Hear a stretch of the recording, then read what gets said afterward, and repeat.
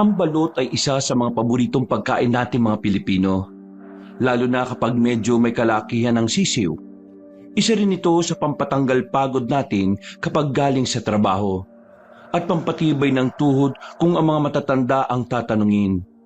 Ngunit papaano kung ang paborito mong balot ay ang laman ng sisiw ay hindi basta sisiw lang, kundi sisiw ng anak ng kadiliman o aswang? Kakain ka pa ba?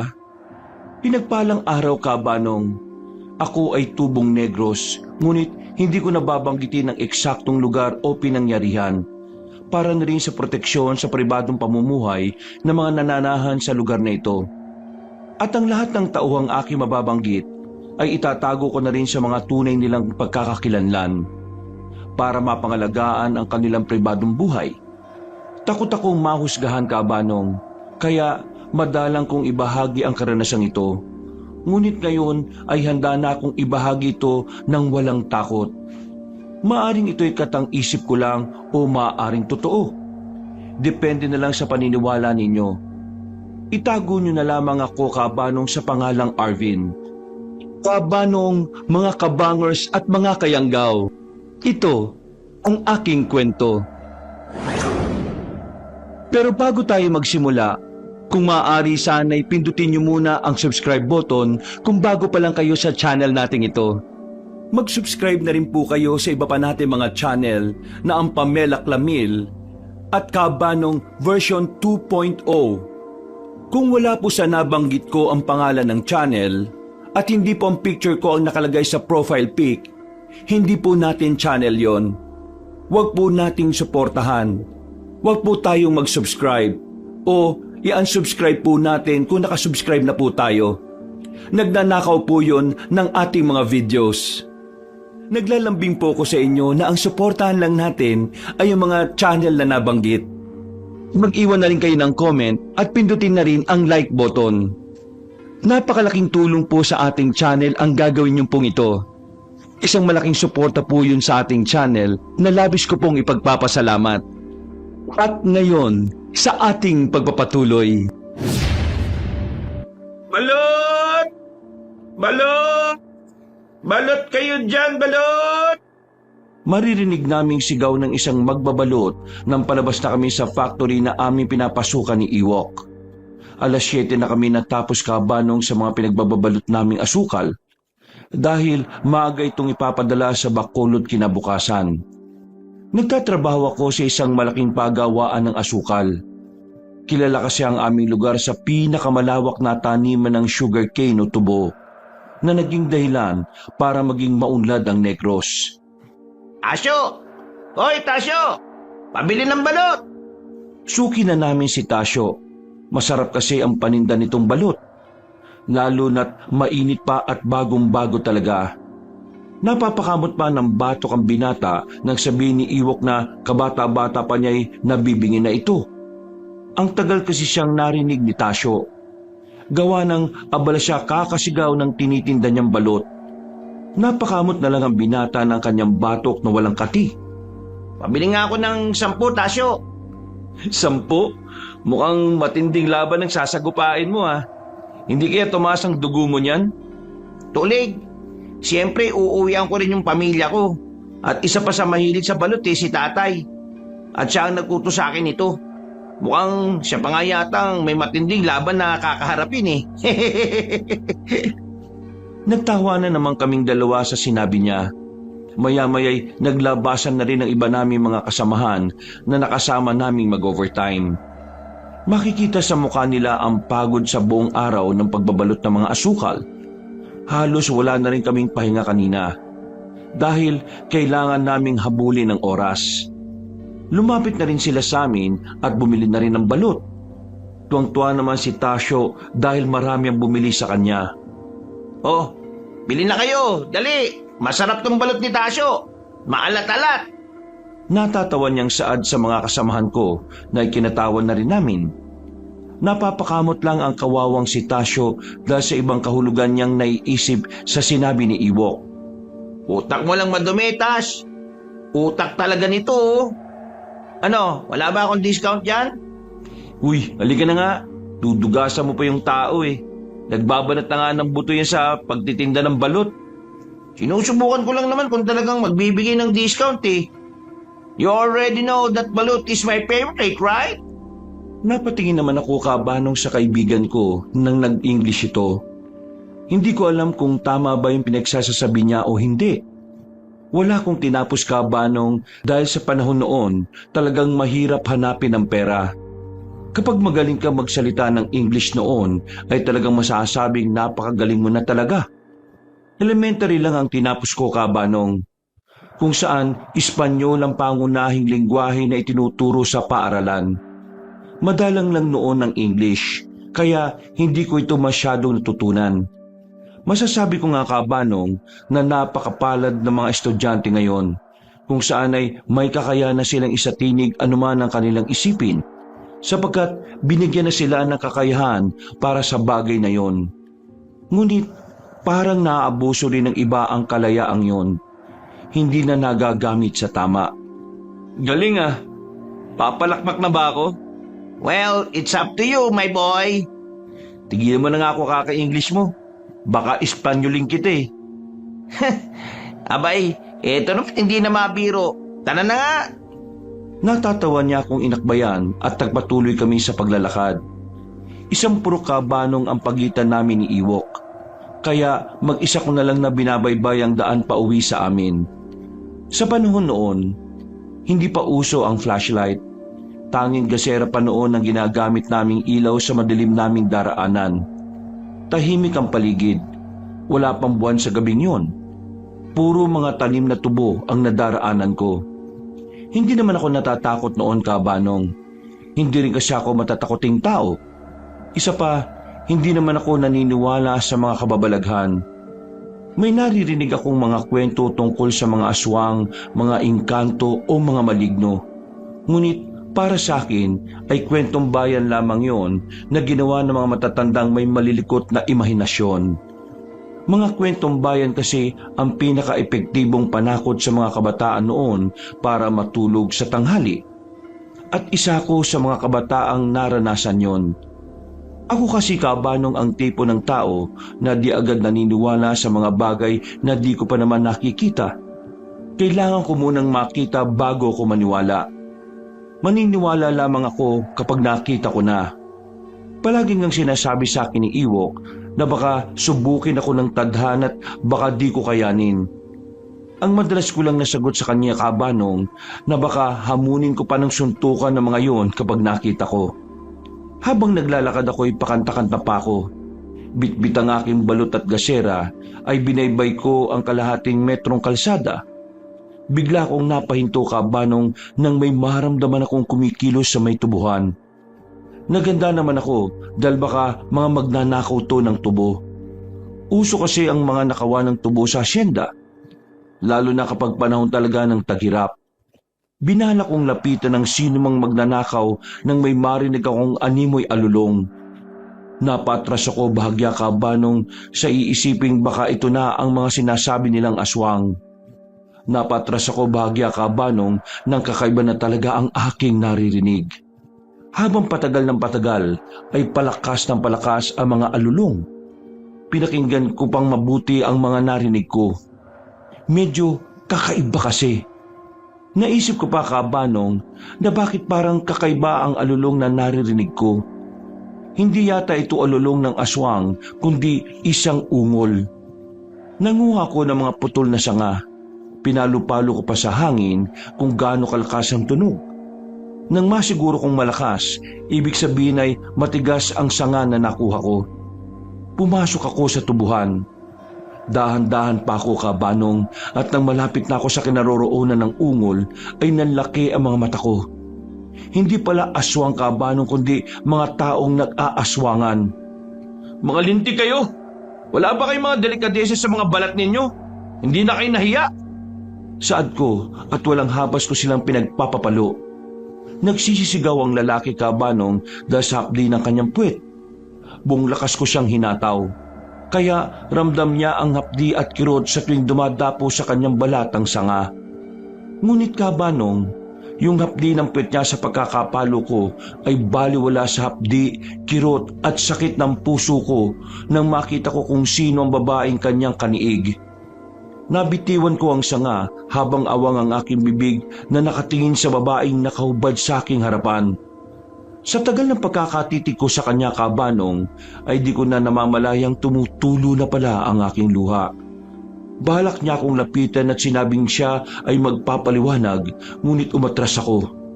Sa isip ko'y anong paliwanag pa ang kanyang sasabihin, kung kitang-kita ko naman ang kanyang kataksilan. Opo, Kabanong, ang babaeng nasa aking harapan ay walang iba kundi ang aking asawa na papangalanan ko na lamang na si Thelma. Hindi ko lubos akalain na magagawa niya sa akin ang kataksilang aking nasaksihan. Gayong ako ay tapat na asawa sa kanya. Para sa akin ay siya lamang ang natatanging babae sa mundong ito, kaya ko siya pinakasalan. Ngunit, Kabanong, ang hindi ko maunawaan ay bakit niya ginawa sa akin ang bagay na yon. Gayong ibinigay ko ang lahat sa kanya, na halos wala na akong itira sa aking sarili. Kuya, anong nangyari? Tanong sa akin ni Ann na aking bunsong kapatid. Binalibag ko kasi ang pinto pagkapasok ko at walang habas kong binato ang balot na dala ko. Nagwala ko, Kabanong. Sa bahay ko na inilabas ang galit na kanina ko pa sa daan kinikimkim.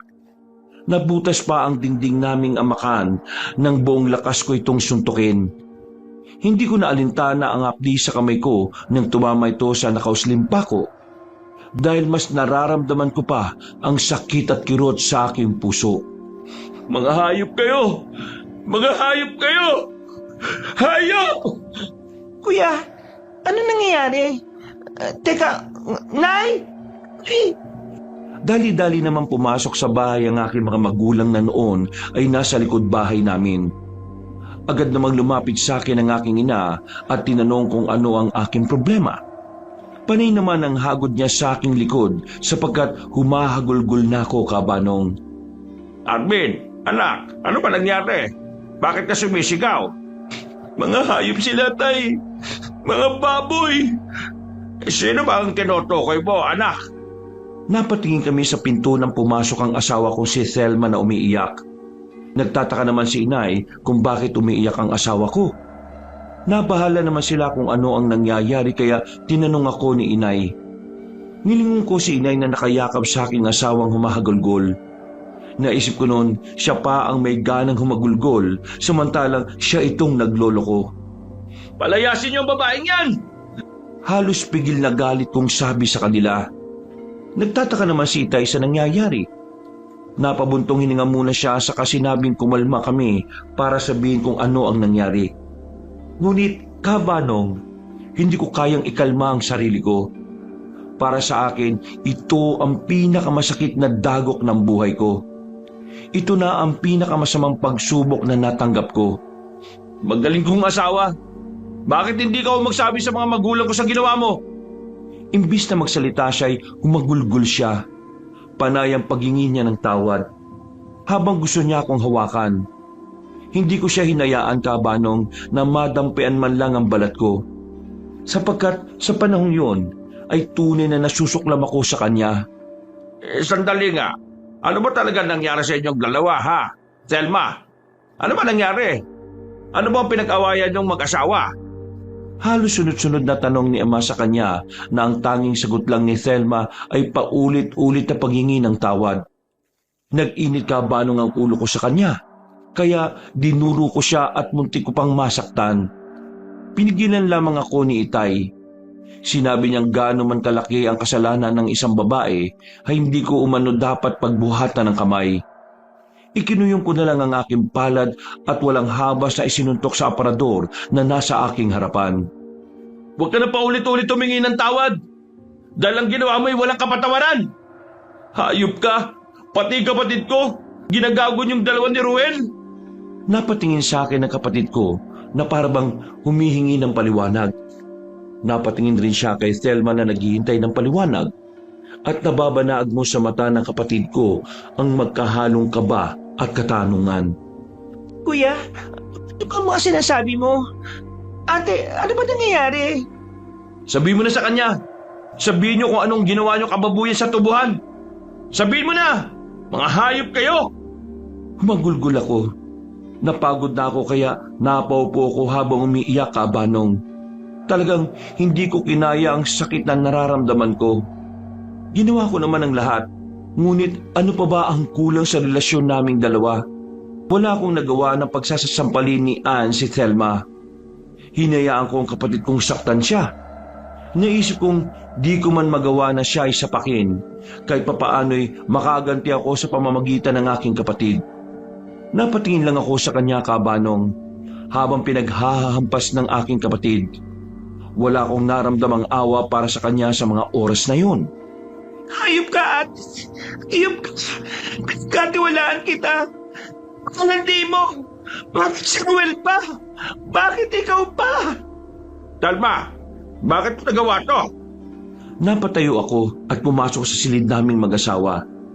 Ilang minuto rin ako sa loob. Paglabas ko'y tinapon ko ang mga damit niya at sinigawang lumayas na siya.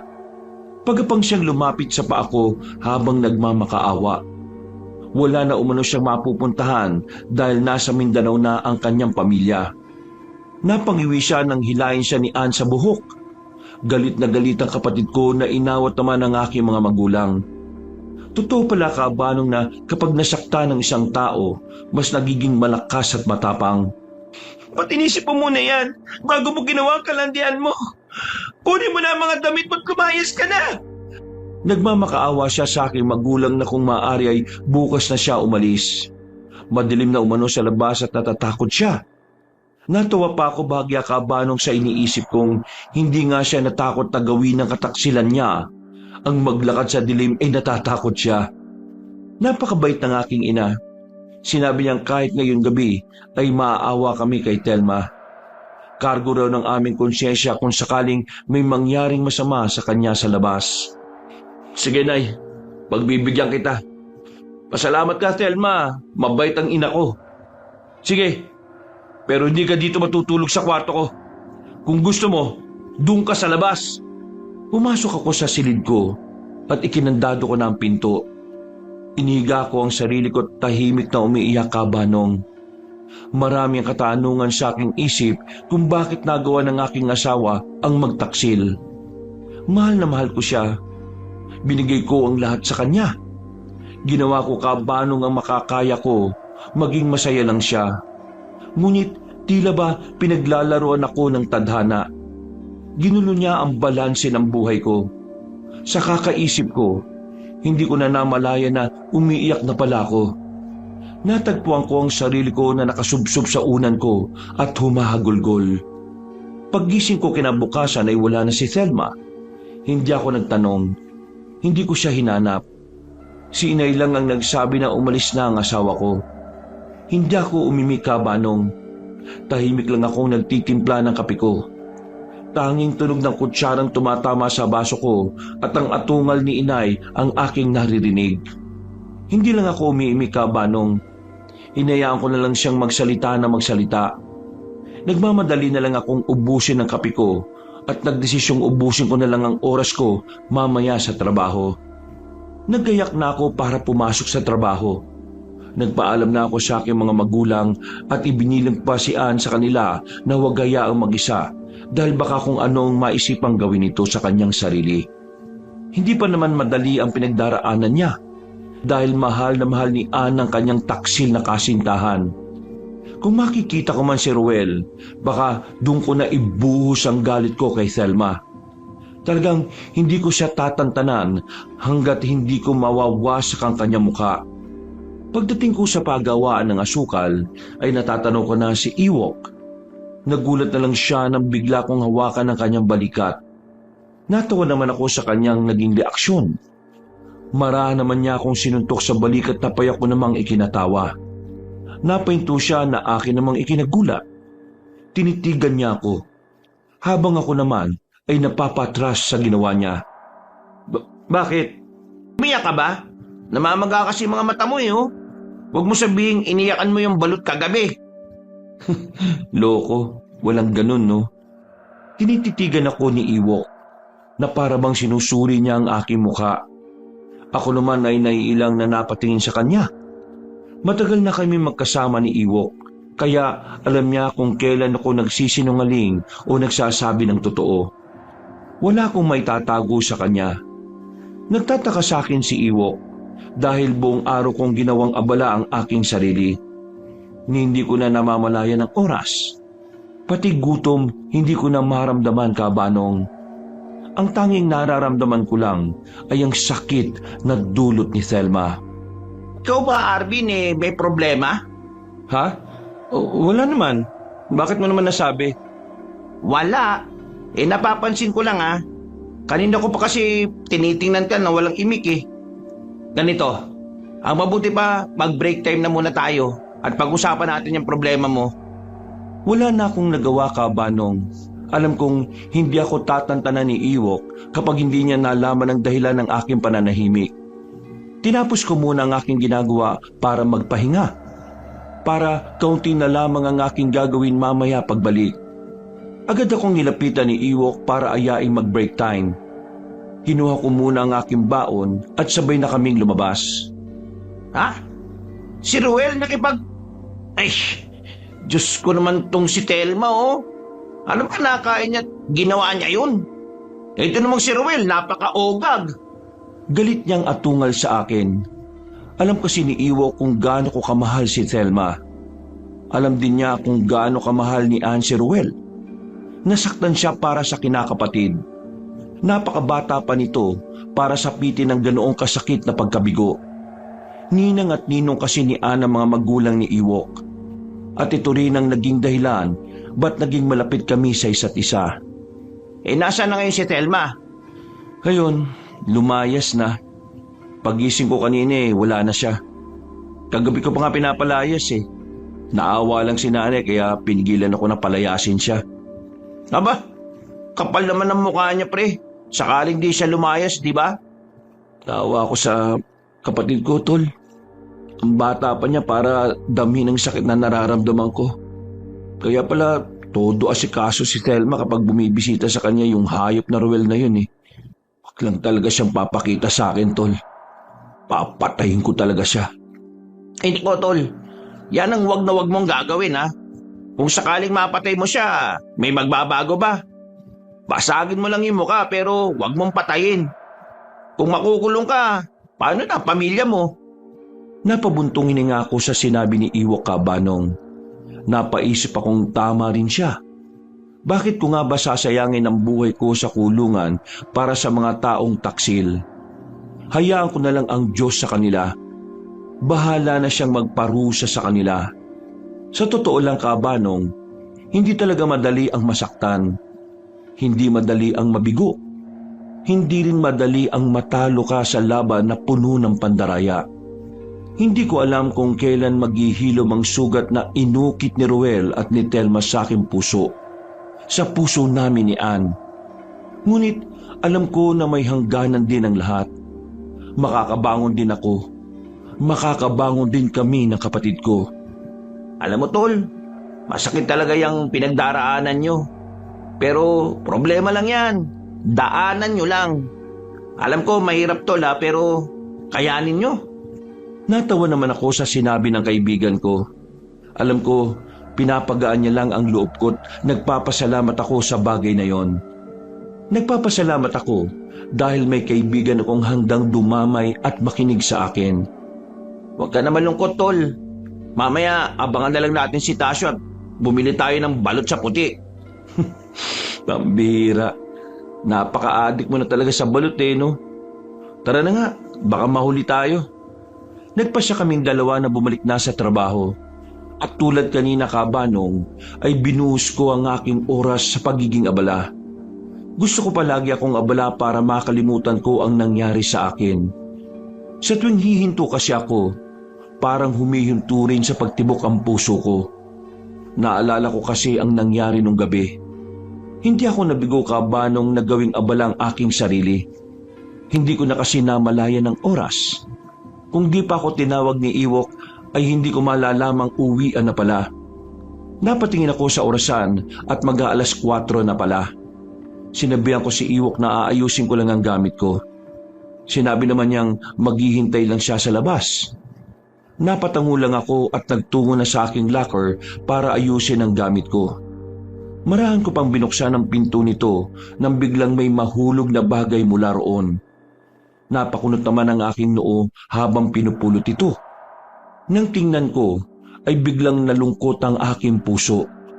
Larawan pala namin to ni Thelma nung panahon na magkaibigan pa lang kami at nanliligaw pa lang ako sa kanya. Kuha ang larawang yon sa paborito naming tambayan. Walang iba kundi ang ilog sa barangay namin. Naka-uniforme pa kami pareho. Ang saya namin sa larawan. Napakaganda ng aming ngiti. Tawang-tawa rin kasi kami sa mga panahong yon kay Iwok. Siya kasi ang kumuha ng larawan. Ay nako, kaya palang tanggal mo eh. Napapitlag pa ako nang marinig ang boses ni Iwok. Nabitiwan ko pa ang larawan na hawak ko na agad naman niyang pinulot at tiningnan. Napabuntong hininga naman siyang ibinalik sa akin ng larawan at tinawakan ako sa balikat. Mapagsasaraduhan ka talaga dahil sa larawan na yan. Buti bumalik ako. Pinadlock na ni Ador yung pinto eh. Ha? Kakapasok ko pa lang ah. Ilusyon mo lang yun. Anong kapapasok? Mahigit 30 minutos na ako naghihintay sa'yo dun sa labas eh. Akala ko nga natulog ko na rito eh. Bumili na ako ng balot. Muntik pa ako maubusan.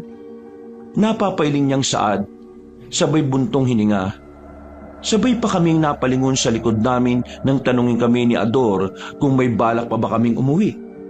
Napapatango na lang si Iwok at inaya na akong lumabas. Panay ang usapan namin ni Iwok habang naglalakad. Mainam na lang at napakaliwanag ng buwan noon. Alam mo Kabanong, ibang klase ang liwanag ng buwan noon kumpara sa buwan ngayon. Ang buwan noon, napakaliwanag. Kakaiba ang binibigay nitong katiwasayan sa tao. Ang liwanag nito ay kasing liwanag din halos ng araw. Habang naglalakad kami ay seryoso ang aming pinag-uusapan. Hindi na namin sinindihan ang aming gasera sapagkat maliwanag naman ang buwan. Panay pa ang pagbibigay niya ng payo sa akin na akin naman pinakikinggan ng gusto. Maayos naman kasi ang payo niya at walang halong pambuburaot sa akin. Habang naglalakad kami, ay nakasalubong namin si Ruel kasama si Thelma. Parang nahinto ang mundo at ang oras sa pagitan naming apat Kabanong. Napakaganda ng kanilang mga ngiti na akala mo'y nakamit nila ang tagumpay.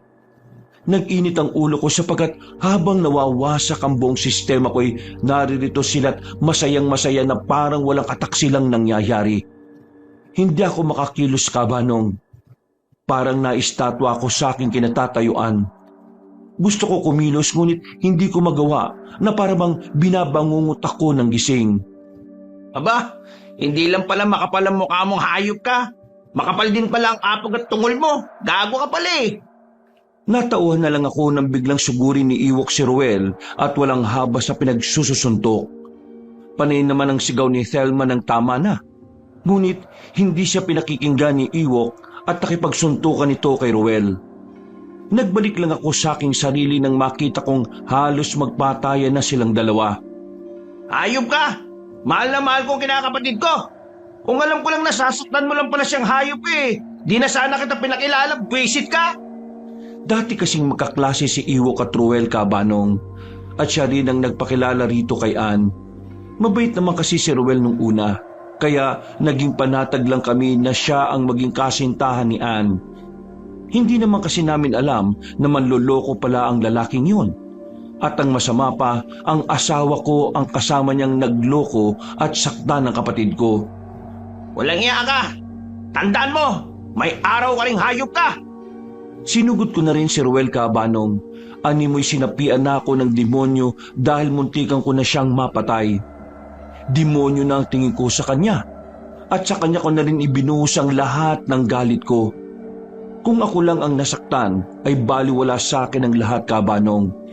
Hindi ko na sila papatulan, ngunit ang masakit ay kasama ang kapatid ko sa kalukuhan nilang dalawa. Tol, tama na!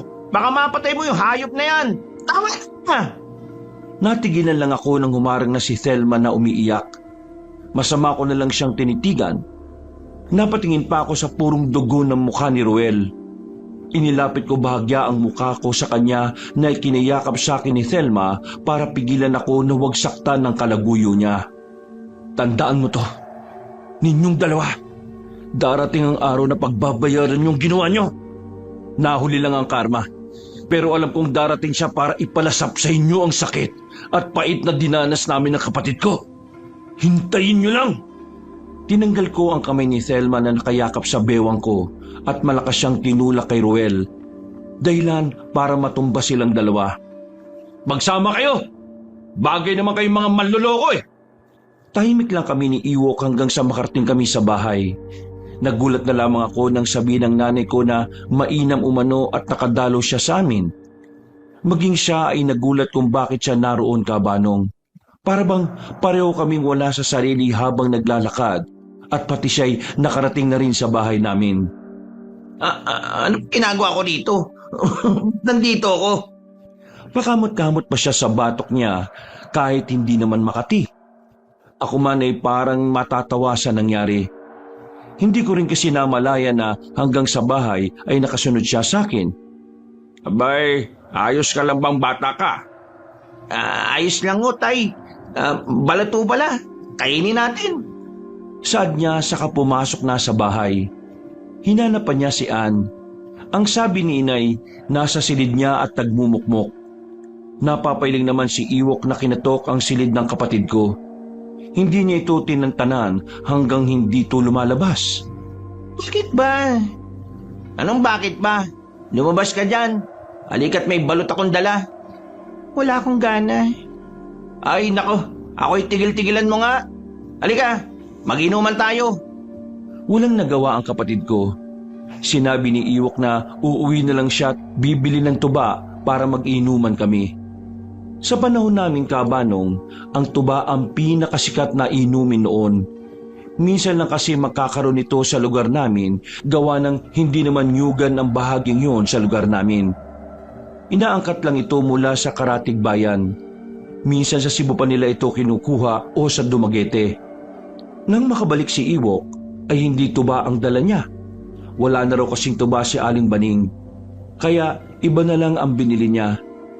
Niloko ko pa siyang mga inumin pala ng matatanda ang mga gusto niya. Mainam na to para matanggal ang mga hangin sa katawan natin. Pati hangin sa ulo niyo magkapatid. Nagsimula na kaming mag-inuman. Halos hindi na nga namin namalayan ang oras. Nahuli na lang namin ang sarili naming nalasing na. Umiiyak na ang kapatid ko. Naglalabas na siya ng kanyang sama ng loob na maaring ilang araw na niyang kinikimkim. Ang sama nila. Niloko nila ako. Sana mamatay na sila. Oo, wag kang magsalita ng ganyan. Masama yan. Hayaan mo na lang ang karma sa kanila.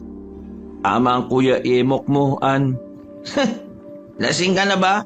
Sino ba si Emok? Nagtawanan na lang kaming tatlo hanggang sa nagpasya na kaming matulog. Sa bahay na rin natulog si Iwok sapagkat inabot na kami ng madaling araw. Mainam na lang talaga at Sabado kinabukasan, Kabanong. Wala kasi kaming pasok kapag Sabado at Linggo. Kinabukasan, tinanghali kami ng gising na tatlo.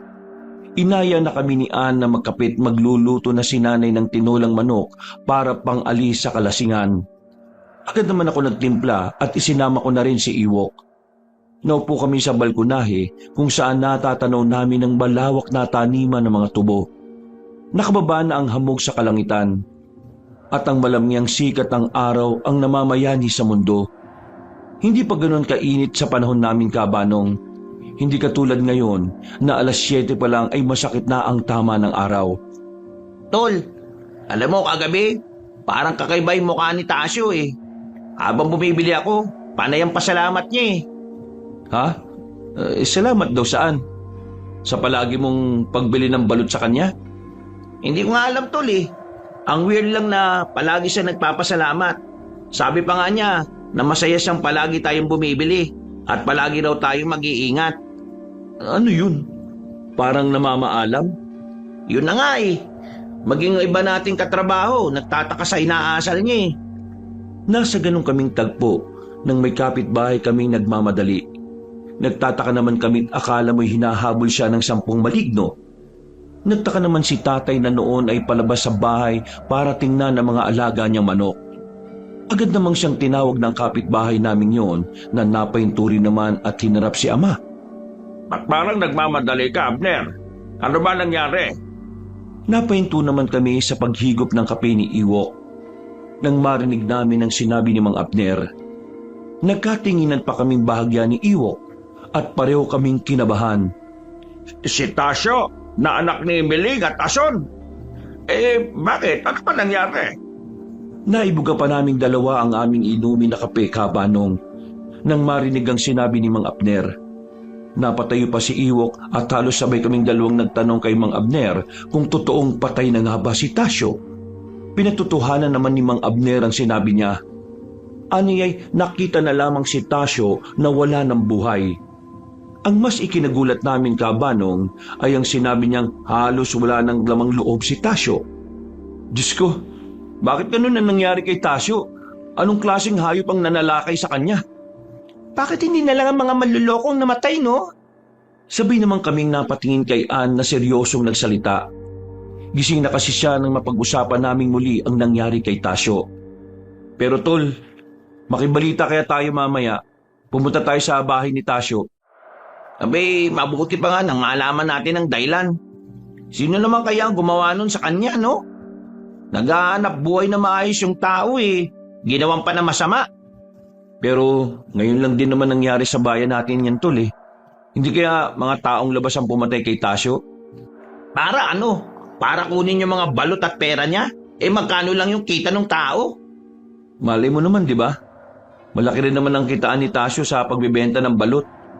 Sana, yung mga manluloko naman ng mga tampangan ng mga taong labas. Sabay na naman kaming napatingin ni Iwo kay Ann na seryosong seryoso. Ni hindi ito kumukurap habang humihigop ng kape.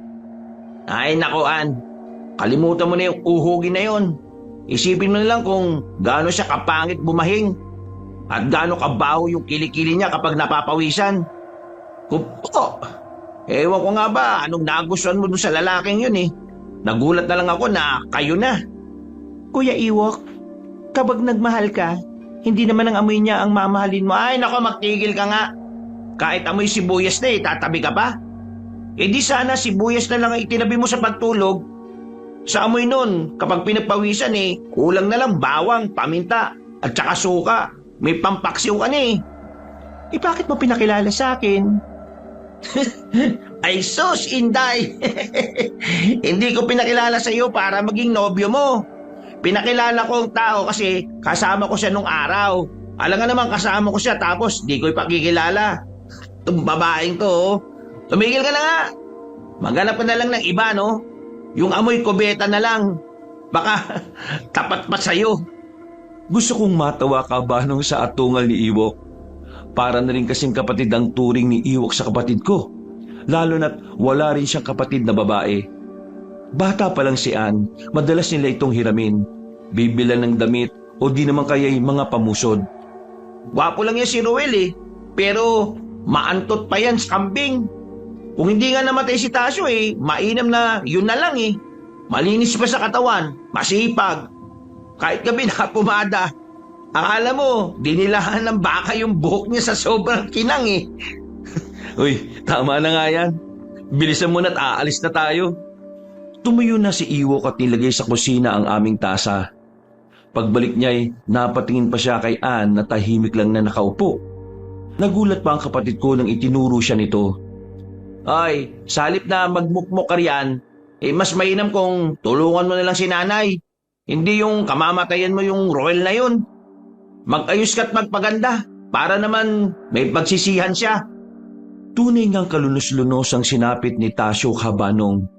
Halos masuka ko dahil warak-warak ang kanyang tiyan na parabang tinanggal lahat ng kanyang laman loob. Pati ang kanyang matay hindi pinalampas ng salarin. Wala na rin ang kanyang dila na parabang pwersahang hinila na parabang pwersahang hinila. Habang nakatingin ako sa kanya'y naglalaro sa aking isipan ang kanyang sinapit na kung paano niya inilaban ang kanyang buhay sa mga masasamang loob. Tao ba may gawa nito? Tingnan mo nga tol, si Tasyo. Kala mo baboy na kinatay Oo nga, tol. Kawawa naman. Sa wari ko aswang ang may gawa nito. Napatingin ako bigla sa kanya habang siya'y seryoso lang habang nakatingin sa patay na katawan ni Tasyo. Napatingin na rin ako sa gawing kanyang tinitingnan at talagang hindi ko masikmura na tumitig ng matagal, Kabanong. Tumakbo ko sa di kalayuan at dun nagsususuka. Nakahawak pa ako sa katawan ng puno dahil pakiramdam ko'y nanlalambot ang mga tuhod ko. Uy, ayos ka lang ba? Namumutla ka na. Ang lakas ng sikmura mo. Hindi ka ba nasusuka? Naku, hindi ako madaling masuka sa ganyan, no? Baka kung kinain sa harap ko, baka doon pa ako tablan. Lalo naman akong nasuka sa sinabi ni Iwo, Kabanong. Halos ilabas ko na ang lahat na kinain ko nung umagang yun. Pinagsisihan ko patuloy na kami nagpunta para tingnan si Tasyo. Hindi ko naman kasi lubos maisip na ganun talaga kalunos-lunos ang kanyang sinapit. Napapaisip ako kung sino namang masamang loob ang gumawa sa kanya ng karumal-dumal na krimen. Naging usap-usapan ang nangyari kay Tasyo sa buong barangay namin. Maging hanggang sa aming pinagtatrabahuan ay naging usap-usapan ang kanyang pagkamatay. Kilala si Tasyo na isang mabuting bata. Nagsisikap maghanap buhay ng kahit ano para lang sa kanyang pamilya. Ngunit binawi ng masasamang loob ang kanyang buhay para lang din sa kanilang mga personal na interes. Nakakalungkot naman. Wala na tayong mapagbibilan ng balot. Wala na si Tasyo. Sobrang lungkot mo ah. Mas malungkot ka pa sa akin o dun sa magulang niya. Tol, mas nakaka-broken hearted ang balot kaysa sa love life mo. Of course, favorite ko yung balot. Ay nako, tigilan mo nga ako sa kaka-English mo. Kinikilabutan ako. Nagtawanan na lang kaming dalawa, Kabanong. Mahilig kasing mag-i-English si Ewok na sa panahon namin yon ay di ko alam kung tama ba ang kanyang mga pinagsasasabi. Hindi kasi ako magaling mag-English noon, ngunit mas biyasa ako sa Espanyol. Naabutan ko kasi sa kapanahunan namin na yun ang itinuturo sa paaralan. Malong! Balot kayo riyan! Mura lang po! Sabay kaming napatingin ni Ewok sa nagtitinda ng balot. Bago na mga matandang yun sa aming lugar, Kabanong, sapagkat noon lang din namin siya nakita. Uy, balot! Halika, bili tayo! Uy, ano ka ba? Di mo naman kilala yun Kailangan ba, tol? Kilala mo yung tendera bago bumili ka ng balot? Himalay mo naman, di ba? Mamaya baka... Ay, nako, tol. Kung ano-anong naiisip mo. Halika na, bumili na tayo. Wala akong nagawa, Kabanong, kundi ang sumunod sa kaibigan ko. Napapangiti pa ang matanda pagkalapit namin. Ngunit para sa akin, para bang may kahulugan ang mga ngiting yon. Naisip ko na lang din na baka masyado lang akong mapanghusga. Kaya kung ano-ano na ang naisip ko. Mga iha, bili na kayo ng balot.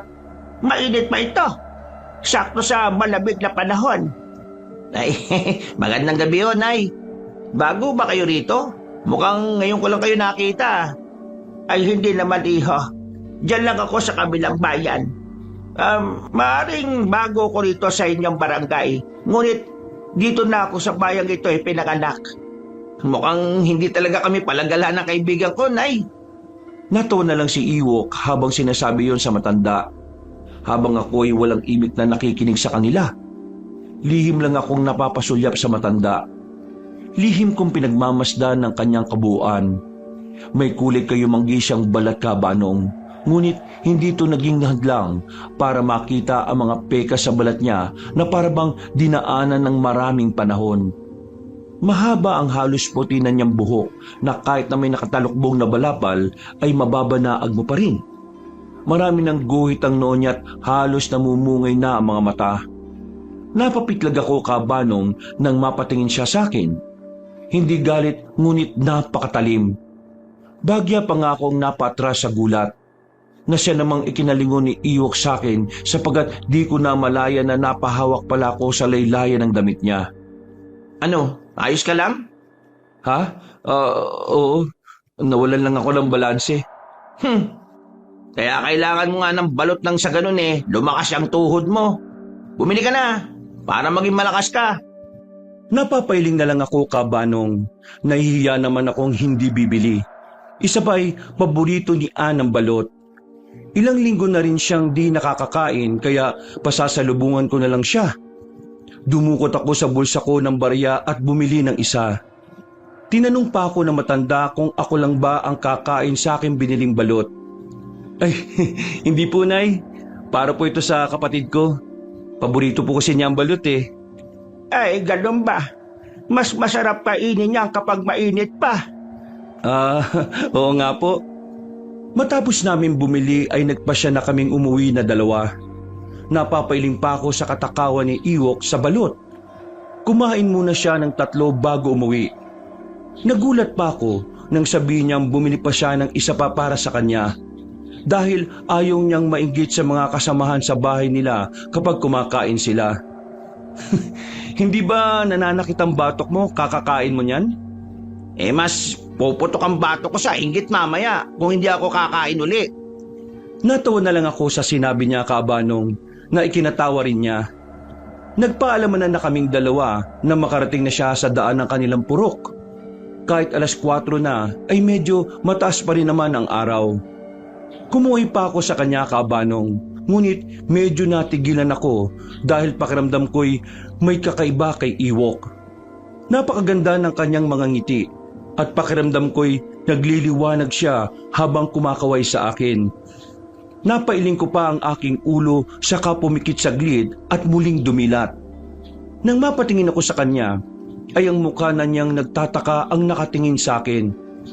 Uy, ikaw ba ayos lang? Natutulala ka na naman. Sigaw niya sa akin sa di kalayuan. Napatango naman ako, kabanong, at kumaway na rin ako sa kanya. Hinatid ko pa siya ng tingin habang papalayo siya. Napahawak pa ako bigla sa dibdib ko dahil napakalakas ng kabog nito. Para bang may mga nag-uunahang daga sa sobrang kaba ko. Muli ko pa siyang tiningnan. Masaya siyang naglalakad habang daladala ang kanyang biniling balot. Bakit ba parang kinakabahan ako? Ano ba itong nararamdaman ko? Napabuntong hininga na lamang ako at nagpasya ng umuwi, kabanong. Hindi ko alam kung ano ang aking nararamdaman o kung bakit ko ito nararamdaman. Hindi ako sigurado. Pagdating ko sa bahay, ang nakangiting si Ann ang aking nakasalubong. Binati pa niya ako ng may matamis na ngiti sa kanyang labi. Magandang hapon, kuya. Kumusta ang araw mo? Ha? Anong nakain mo? Mukhang masaya ka. Uy, balot. Akin ba yan, kuya? Hindi Pero, sige. Dahil kawawa ka naman sa'yo na lang. Napalitan ng matamis na ngiti ang nakasimangot niyang mukha. Agad niyang kinuha ang balot nang iabot ko sa kanya. Natatawa pa nga ako, kabanong, na sinabi sa kanyang mana talaga siya sa kuya Iwok niya. Matakaw sa balot. Napailing pa ako nang sabihin niyang baka nagsiselos lang ako sa kuya Iwok niya. Hindi bali, kuya. Yung kagandahan ko naman nagmana naman sa'yo. Sabay tawa niyang wika sa akin. Napapailing ako na papasok na sana sa aking silid nang bigla na lamang akong napatingin sa kanya. Ewan ko ba, kabanong, hindi ko maintindihan ang sarili ko nung mga panahon na yon. Biglang-bigla na lang akong kinakabahan ng wala ng dahilan. Muli kong pinagmasdan ng aking kapatid na di ko naman ginagawa. Nakangiti siya habang kinakain ang pasalubong kong balot. Napahawak ako sa dibdib ko dahil pakiwari ko'y tinatambol ito ng 1,000 tambol. Kuya, ayos ka lang ba? Ha? Oo Oo, sige, kainin mo na yan. Kinabukasan, hindi pumasok si Iwok sa trabaho na aking ipinagtataka. Hindi kasi nito ugali ang magliban sa trabaho, lalo na kung wala namang malalim na dahilan o mahalagang pupuntahan. Tinanong ko pa ang isang kasamahan namin na kapitbahay ni Iwok kung bakit hindi siya pumasok. Ang sabi niya ay hindi rin daw niya napansin si Iwok kanina. Sarado pa kasi ang bahay nila nang dumaan siya. Bakit kaya hindi pumasok yung mokong na yon? Maayos naman siya kahapon Nasa ganun akong pag-iisip nang napadaan ng mga kasamaan ko sa trabaho habang pinag-uusapan nila ang matandang nagtitinda ng balot. Anilay masarap daw ang balot nito at manamis-namis ang sabaw. Napag-usapan pa nilang dadaan sila mamaya sa tindahan ng balot ng matanda. Nasa ganun rin silang pag-uusap nang biglang sabihin ng isang kasamahan namin na napapabalitang marami daw mga kabataan ang nawawala sa Karatig Bayan. Ito ang unang pangyayari na may mga kabataang nawawala. At ang mas ikinagulat ko pa ay ang mga kabataan daw sa kanilang bayan ay parang mga sinapian ng maligno dahil nagwawala raw ang mga ito. Nagpasya ako na dalawin si Iwok pagka-uwi ko. Gusto kong malaman ang kanyang kalagayan. Hindi ako makakampante hanggat hindi ko malalaman kung ano ang nangyari sa kanya. Balot! Bili na kayo mga iha, mga iha. Masarap ang balot ko. Napatingin ako sa gawin ni Aling Orang na dinagsan ng mga mamimili ng balot. Ang iba'y napadaan lang at ang iba naman ay ang mga katrabaho ko. Napatingin ako sa kanya habang naglalakad ako. Muntikan pa akong mabangga sa puno kakatingin sa gawin niya. Tila tumulo naman ang puso ko sa gulat dahil sa paraan ng kakaibang tingin ng matanda sa akin nang mapalingon ito sa gawi ko. Iha, bili ka na ng balot. Masarap ito. Mas nakakakilabot pa nang sabayan niya ng kanyang sinabi nang may kakaibang tingin sa akin. Hindi ko alam kabanong kung ako lang ba o pakiramdam ko lang, ngunit talagang may kakaiba akong nararamdaman sa matanda. Sa susunod na lang po, Aling... Nasaan na pala yung kasama mo? Bakit hindi mo siya kasama? Ho? Lumiban ho siya sa trabaho eh. Baka ho may pinuntahang mahalaga po. Ay, ganon ba? Medyo kinilabutan ako kabanong sa paraan ng pagngiti na matanda na nakilala naming Aling Orang. Para kasing may kahulugan ng kanyang mga ngiti. O baka ako lang ang nag-iisip na may kahulugan ng ngiti niya. Sige ho, Aling Orang, mauna na ho ako Tumalikod na ako't dali-daling umalis. Habang palayo ako'y nagtatayuan ng aking mga balahibo. Pakiramdam ko kasi kabanong ay nakasunod lang siya sa akin o di naman kaya'y nakatingin. Gusto kong lumingon para sana siguraduhin kung nakatingin ba siya sa akin o hindi. Ngunit mas nanaig sa akin ang wag na lamang siyang lingunin. Baka kasi paglingon ko'y nakatingin siya sa akin ng matalim habang nakangiti. Ganyan tumakbo ang imahinasyon ko noong mga oras na yon kabanong. Nang makarating ako sa bahay nila Iwok, ay natatanaw ko na ang kanyang mga magulang na nagsisiga sa labas. Nagmano agad ako nang makalapit ako sa kanila. Natuwa naman si Nanay Emilia nang makita ako. Tinanong pa niya kung kumusta na ang mga magulang ko. Ayos lang naman ho, Nay. Ayun, abala sila tatay sa mga alaga nilang hayop. Gumuhit naman sa aking muka ang lungkot nang sabihin ni Tatay Joel na kung totoo ba yung narinig nilang wala na kami ni Thelma. At kung totoo ba na ang naging dahilan sa aming paghihiwalay ay ang kasintahan ni Ann. Wala naman sa loob na napatango ako.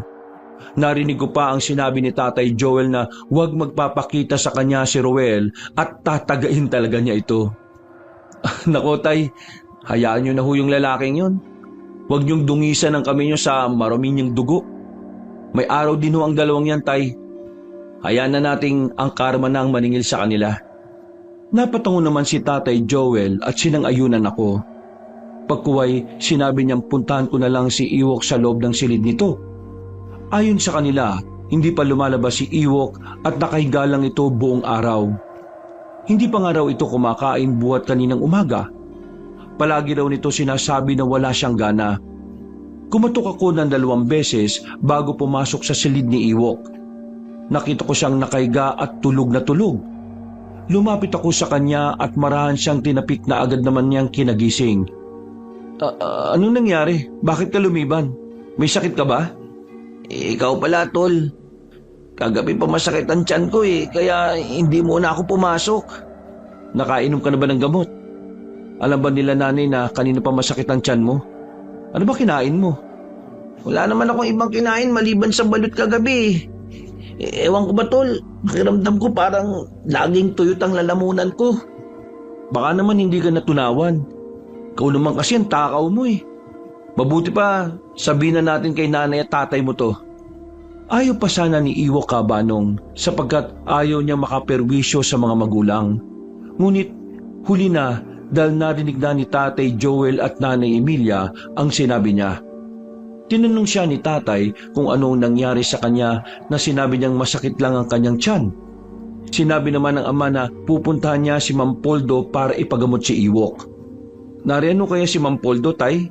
Balita ko marami siyang ginagamot sa Dumaguete. Sinabi naman ni Tatay Joel na nabalitaan niya kauuwi lang ni Mang Poldo mula sa Dumaguete. At kailangan na maabutan namin siya bago pa siya makaalis. Abala kasi palagi ang matanda dahil marami ang nagpapagamot sa kanya.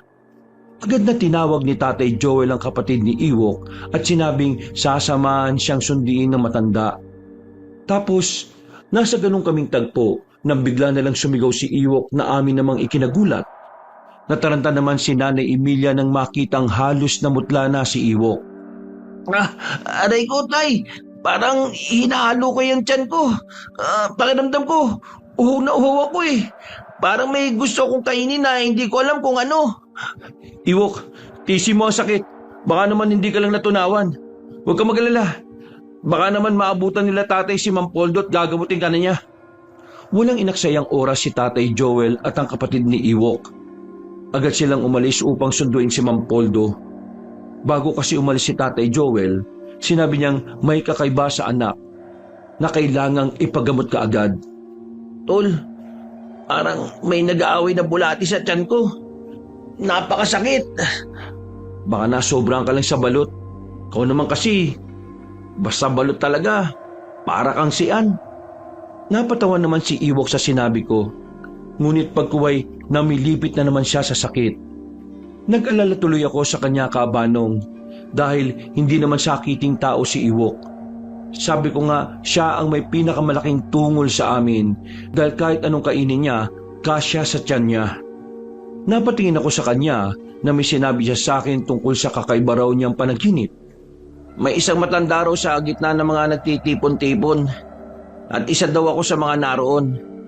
Malinaw talaga to lang sinabi ng matanda sa panaginip ko Ani uminom kayo ng dugo at kumain ng laman ng tao. Nang sa ganun mabubuhay kayo hanggat gusto nyo. Kayo ay magiging immortal at mabubuhay ng walang hanggan. Hindi ba ang weirdo? Nakakatakot. Aray! Tiyan ko! Tama ka, pero panaginip lang yun Dahil din niya sa nararamdaman mong sakit sa tiyan mo. Sinabayan ka pa ng lagnat marahil. Siguro nga. Para kasing totoo Dahil sa panaginip ko, nagsigawan ng mga tao, maging ako. Kabanong, ang panaginip na yun ni Iwok ay totoong nangyari. May mga bagong lahi ng aswang na noon ay hindi pa namin nalalaman na dumarami na sila. Mga bagong sibol ng aswang na hayok sa laman at dugo ng tao. Kadalasan sa kanila'y sapilitang hinawakan. Habang ang iba'y ginusto talagang maging aswang dahil sa mabulaklak na salita na nanghawa sa kanya. Arvin, ikaw nga ay magtungo sa silid ng kapatid mo at kausapin siya. May kinakabahan na ako sa batang yan Lagi na lang nagmumukmuk sa loob ng kanyang silid. Ilang araw na yung hindi lumalabas. Kinabukasan, matapos kong dalawin si Iwok, napatingin naman ako sa silid ni Ann. Ngayon ko lang din napagtanto na hindi ko nga siya nakikitang lumabas. Akala ko'y naka-move on na siya kay Ruel dahil napakaganda na ng kanyang ngiti nung isang araw. Nagtungo ko sa kanyang pintuan at mahinang kumatok.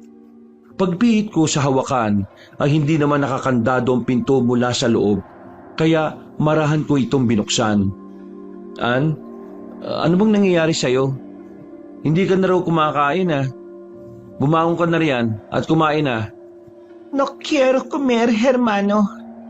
Nangunot ang noo ko sa sinabi niya na hindi siya nagugutom. Alam ko, Kabanong, na magaling si Ann sa Espanyol dahil pinag-aralan namin ito.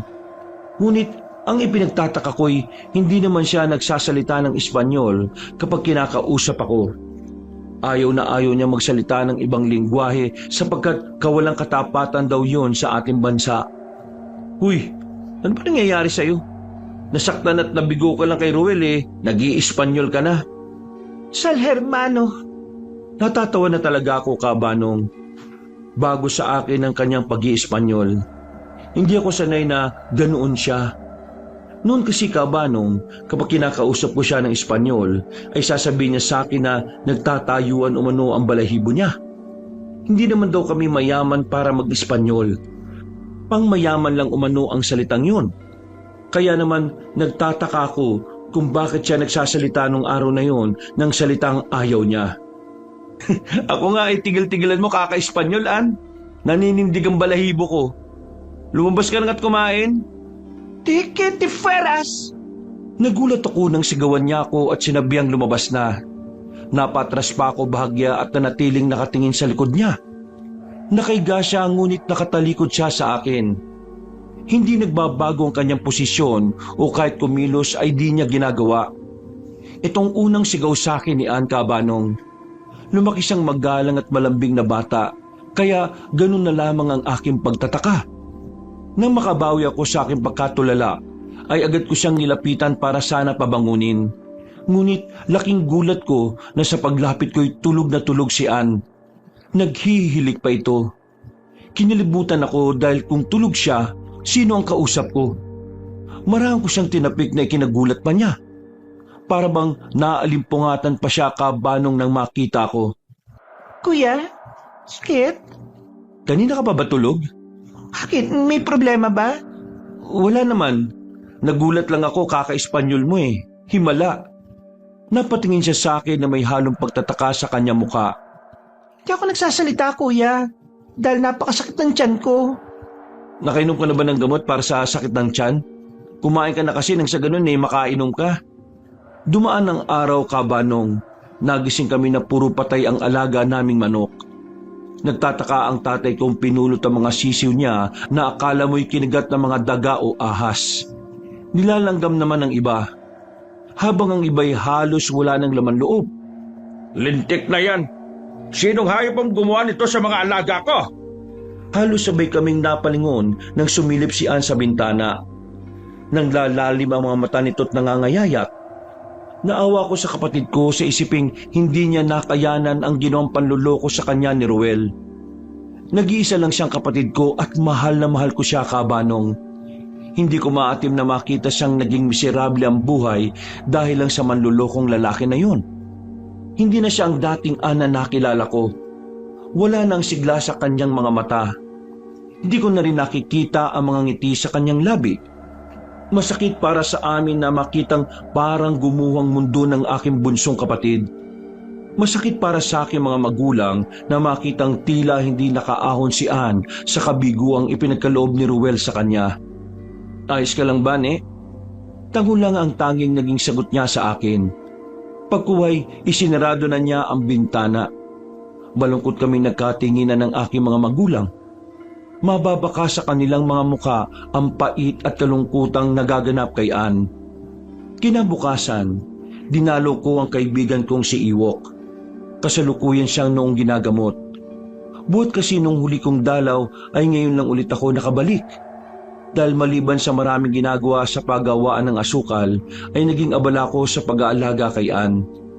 Habang binabaybay ko ang daan patungo sa purok nila Iwok, ay nakasalubong ko si Aling Orang. Mabagal ang lakad nito't nakatalukbong ng kanyang itim na balabal. Magandang araw po, Aling Orang. Saan ang tungo ninyo? Kumusta na ang kaibigan mo? Bakit hindi mo siya kasama? Nangunot ang noo ko sa narinig ko buhat sa kanya. Hindi kasi niya sinagot ang tanong ko. Bagkus, sinagot din niya ako ng isang katanungan. Ho? Ayos lang naman ho. Katunayan po niyan dadalawin ko siya para kumustahin ang naging takbo ng kanyang gamutan po. Kabanong, hindi ko alam kung guni-guni ko lang pero nakita ko po kung papaanong nagbago ang kanyang reaksyon. Hindi ako maaaring magkamali. Alam kong totoo ang aking nakitang galit sa kanyang muka. Gamutan?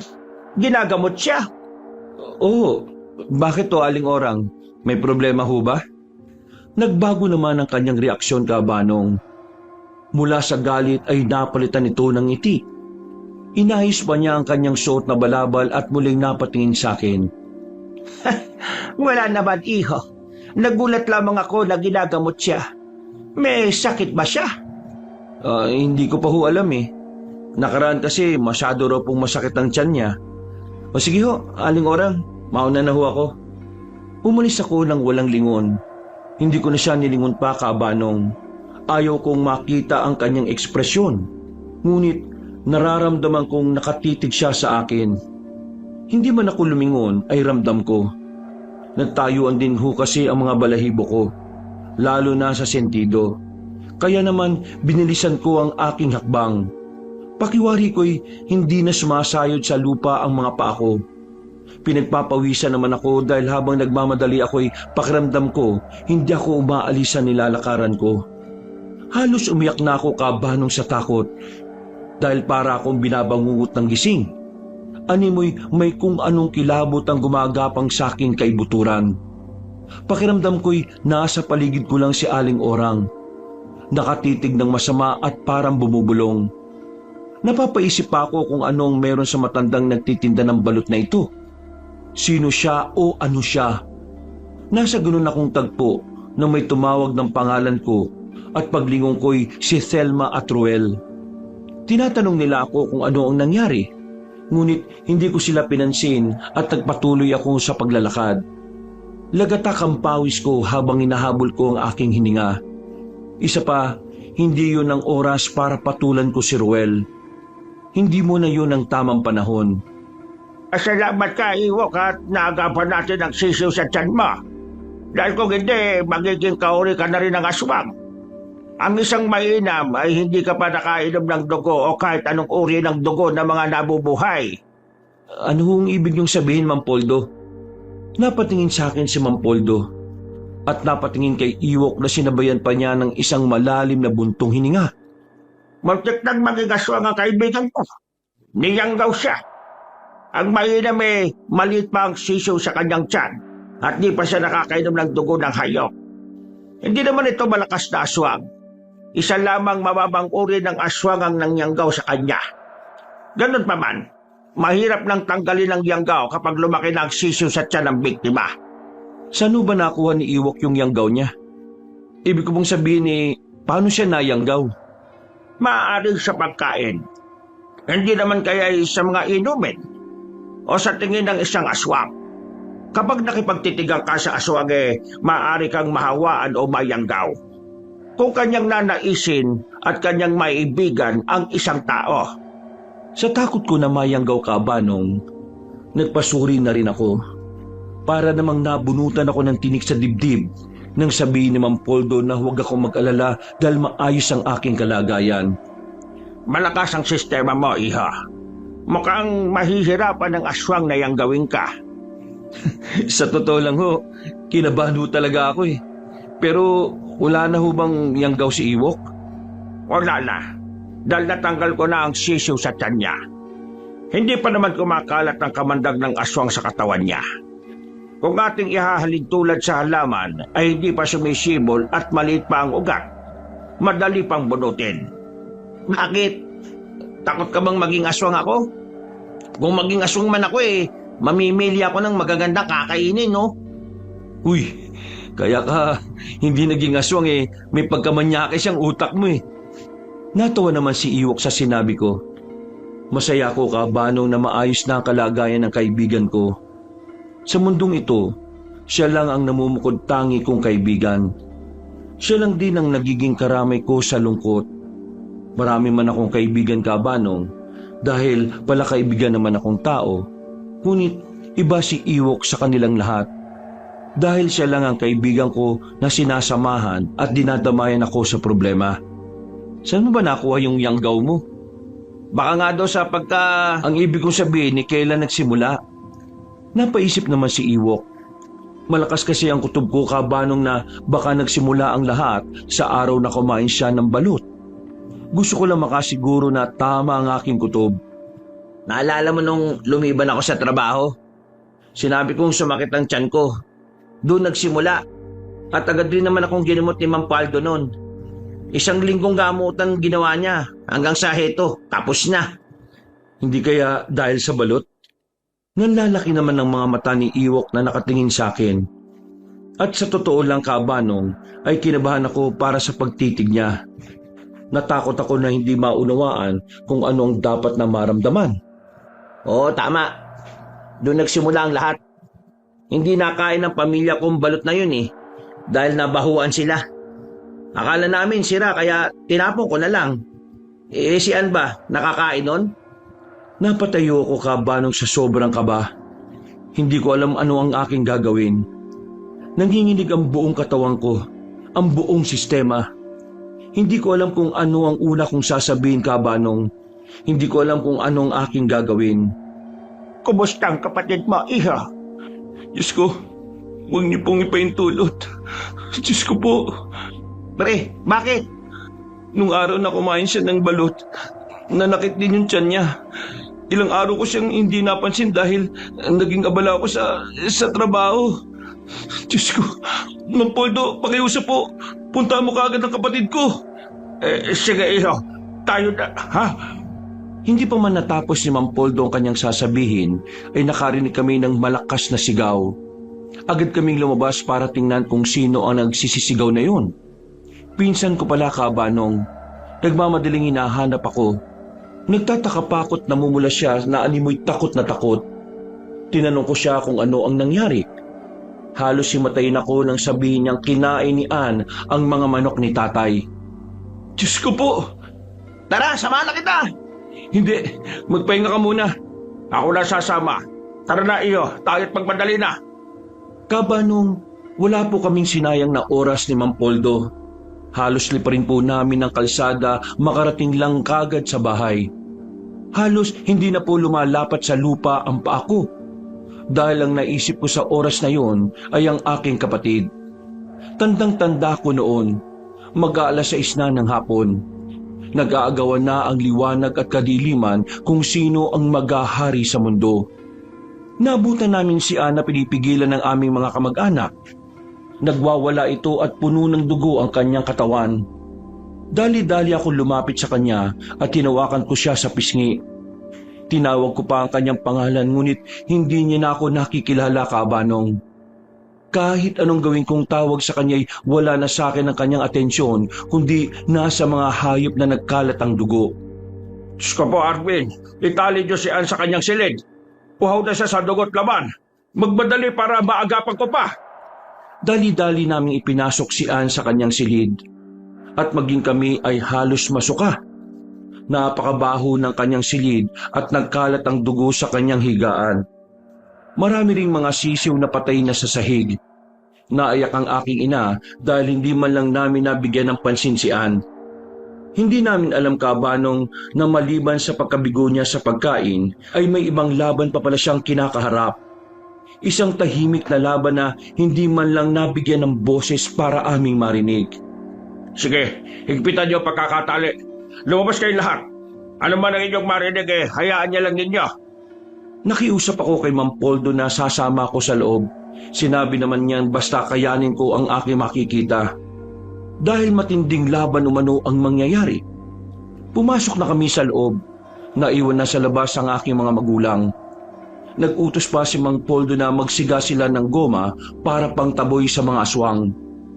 Itapon lang nila sa labas at huwag na huwag silang lalabas anuman ang mangyari. Masyado kayo marami dito.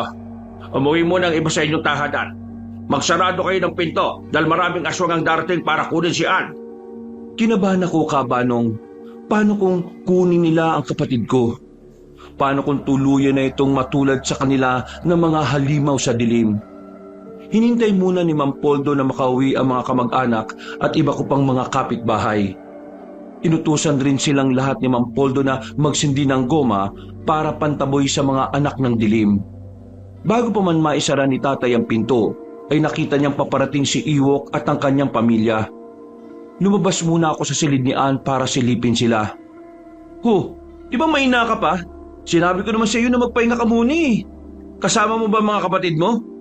Oo, narito sila. 4 na magkakapatid sila, Iwok. At lahat sila ay lalaki. Nais umano nilang matukoy ang kalagayan ni Ann na minsan na ring napamahal sa kanila. Pinalipat ni Mang Poldo ang asawa ng 2 kapatid ni Iwok na may mga anak. dahil mapanganib para sa kanila kung sila ay naririto sa bahay namin. Pinalipat namin ang mga kababaihan sa bahay ni Tia Dolly, kasama ang nanay ko at nanay ni Iwok. Kaming mga kalalakihan lang ang natira kasama ang dalawa ko pang pinsan. Inatasan sila ni Mang Poldo na magsindi ng goma, sapagkat sisimulan na ni Mang Poldo ang papapalaya sa aswang. Nagbanggit siya ng mga salitang hindi namin maintindihan.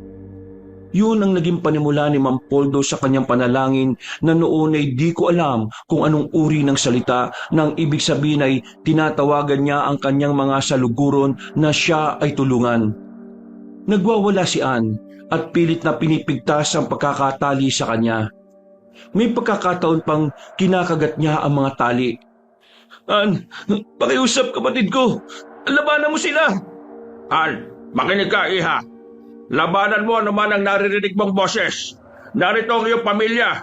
Kailangan ka pa nila, iha. Gusto ko kumain ng laman. Gusto ko kainin si Ruel at kainin si Telma. Bigkas ni Ann sa kakaibang boses. Napasigaw bigla si Ann nang latiguhin siya ni Mang Poldo ng latigong gawa sa buntot pagi. Napapayak na rin ako kabanong sa tuwing sisigaw ang kapatid ko sa sakit na dulot ng latigo. Tinis ko lahat ng yon. Kahit masakit ay mas pinili kong tiisin para sa ikabubuti niya. Isa na lamang ang pinanghahawakan ko noon kabanong. Walang iba kundi ang tiwala ko sa Panginoon. Akala ko noon ang pagtataksil ni Thelma ang pinakamasakit na parusa. Akala ko yun na ang pinakamasakit na nangyari sa buhay ko. Mas masakit pala na makita ang kaisa-isa mong kapatid na nahihirapan at wala kang nagawang paraan para masagip siya. Hindi ko pinagsisisihan ng masagip ang kaibigan ko na maaga kong nakita ang kanyang laban, na naagapan agad ang kanyang karamdaman. Ang pinagsisisihan ko sa buhay ko ay naging pabaya akong kapatid. Pakawalan niya ka! Gusto ko ng daga! Nauuhaw na ka! Walan na ninja ko! An pakiusap. Labanan mo yung kamandag na yan. Pakiusap, An. Alam ko na kaya mo. Hindi pa ako handa na mawala ka sa amin, An. Hahamakin ko, An, ang lahat. Kahit makipagpatayan ako sa aswang gagawin ko. Bumalik ka lang. Malakas na alulong kabanong ang aming narinig. Nakakapanindig balahibong mga tunog. Lalong nagwala si Ann. Lalabas sana si tatay para makipaglaban sa aswang, ngunit pinigil siya ni Iwok. Pinigilan din siya ni Mang Poldo dahil hindi yun ang tamang paraan para mabawi si Ann. Ngunit nagmatigas ng ulo si tatay. Ayaw niyang paawat na nagdulot ng ingay sa loob ng bahay. Naririnig na rin naming nag-iiyakan na sila nanay sa kabilang bahay. Naunawaan ko siya kabanong. Naunawaan ko ang pag-ibig niya bilang ama kay Ann. Ngunit ayaw ko rin siyang mapahamak sa labas. Wala naman siyang kapangyarihan o anting-anting na pwedeng kumitil ng buhay ng aswang. Hindi na ako nakatiis kabanong. Tumayo na ako at sumigaw ng malakas na ikinagulat nilang lahat. Ay! Gusto na! Kinig ka naman oo! Nauunawaan ko ang galit mo! Pero tay, kailangan ka ni Ann. Kung mapapatay ka ng aswang, kahabang buhay na sisinian ang nangyari sa inyo. Hayaan mo na si Mang Poldo. Mas mainam kung manalangin na lamang tayo. Natigilan naman si Itay sa sinabi ko't naupo na lamang saka umiyak. Alam ko kabano kung ano ang kanyang nararamdaman. Naintindihan ko ang kanyang pagnanais na matulungan ang aking kapatid. Pinakalma si Itay ni Tatay Joel at sinabihang magtiwala lang sa Panginoon at malalampasan din namin ang pagsubok na ito. Muli naming narinig ang mga nakakatakot na tunog sa paligid. Mga tunog na akala mo mga ibon na nag-aaway. Pinahira ni Mang Poldo ang tiyan ni Ann ng langis na di ko alam saan ginawa. Naghihiyaw ang kapatid ko na halos mapigtas na ang kanyang lalamunan. Bigla akong nagpalinga-linga nang may marinig akong tunog ng sisiw. Hinanap ko kung saan ito naroon, ngunit wala akong makitang sisiw. Hindi mo talaga mahanap yan, iho. Kasi nasa loob ng tiyan ito ni Ann. Nanlalaki ang mga mata kong nakatingin kay Mang Poldo kabanong. Mga tinging naguguluhan, kinakabahan at natatakot. Napatingin ako sa kapatid kong nanlilisik ang mga mata na parabang sinasapian na ng kung anong masamang nilalang. Napapayak ako kabanong sa sinapit ng aking kapatid. Kung pwede lang na ako lang ang umako sa pinagdaraanan niya ay gagawin ko. Mukhang malala na to, Alvin. Malaki na ang siso sa kanyang tiyan. Unti-unti na kinakain na kamandag ang buo niyang sistema. Pakiusap po, Mang Poldo. Gawin niyo po makakaya niyo. Pakiusap po. Kuya, kukunin na nila ako. Pagod na ako, kuya. Kayin niyo na lang ako, pakiusap. Hindi, bunso. Lalabanan natin to. Lalabanan natin ang kamandag ng aswang. Ipinapangako ko na gagaling ka. Pagod na ako, kuya. Awa niyo na. Halos pakiusap sa amin ni Ann. Parang dinudurog ang puso ko sa nakikita ko. Hinawakan ko siya sa kamay habang nakikiusap kay Mang Poldo na gawin ang lahat para gumaling lang ang kapatid ko. May isang paraan para mabawi natin ang kapatid mo, iho. Pero masyado mapanganib ang bagay na ito.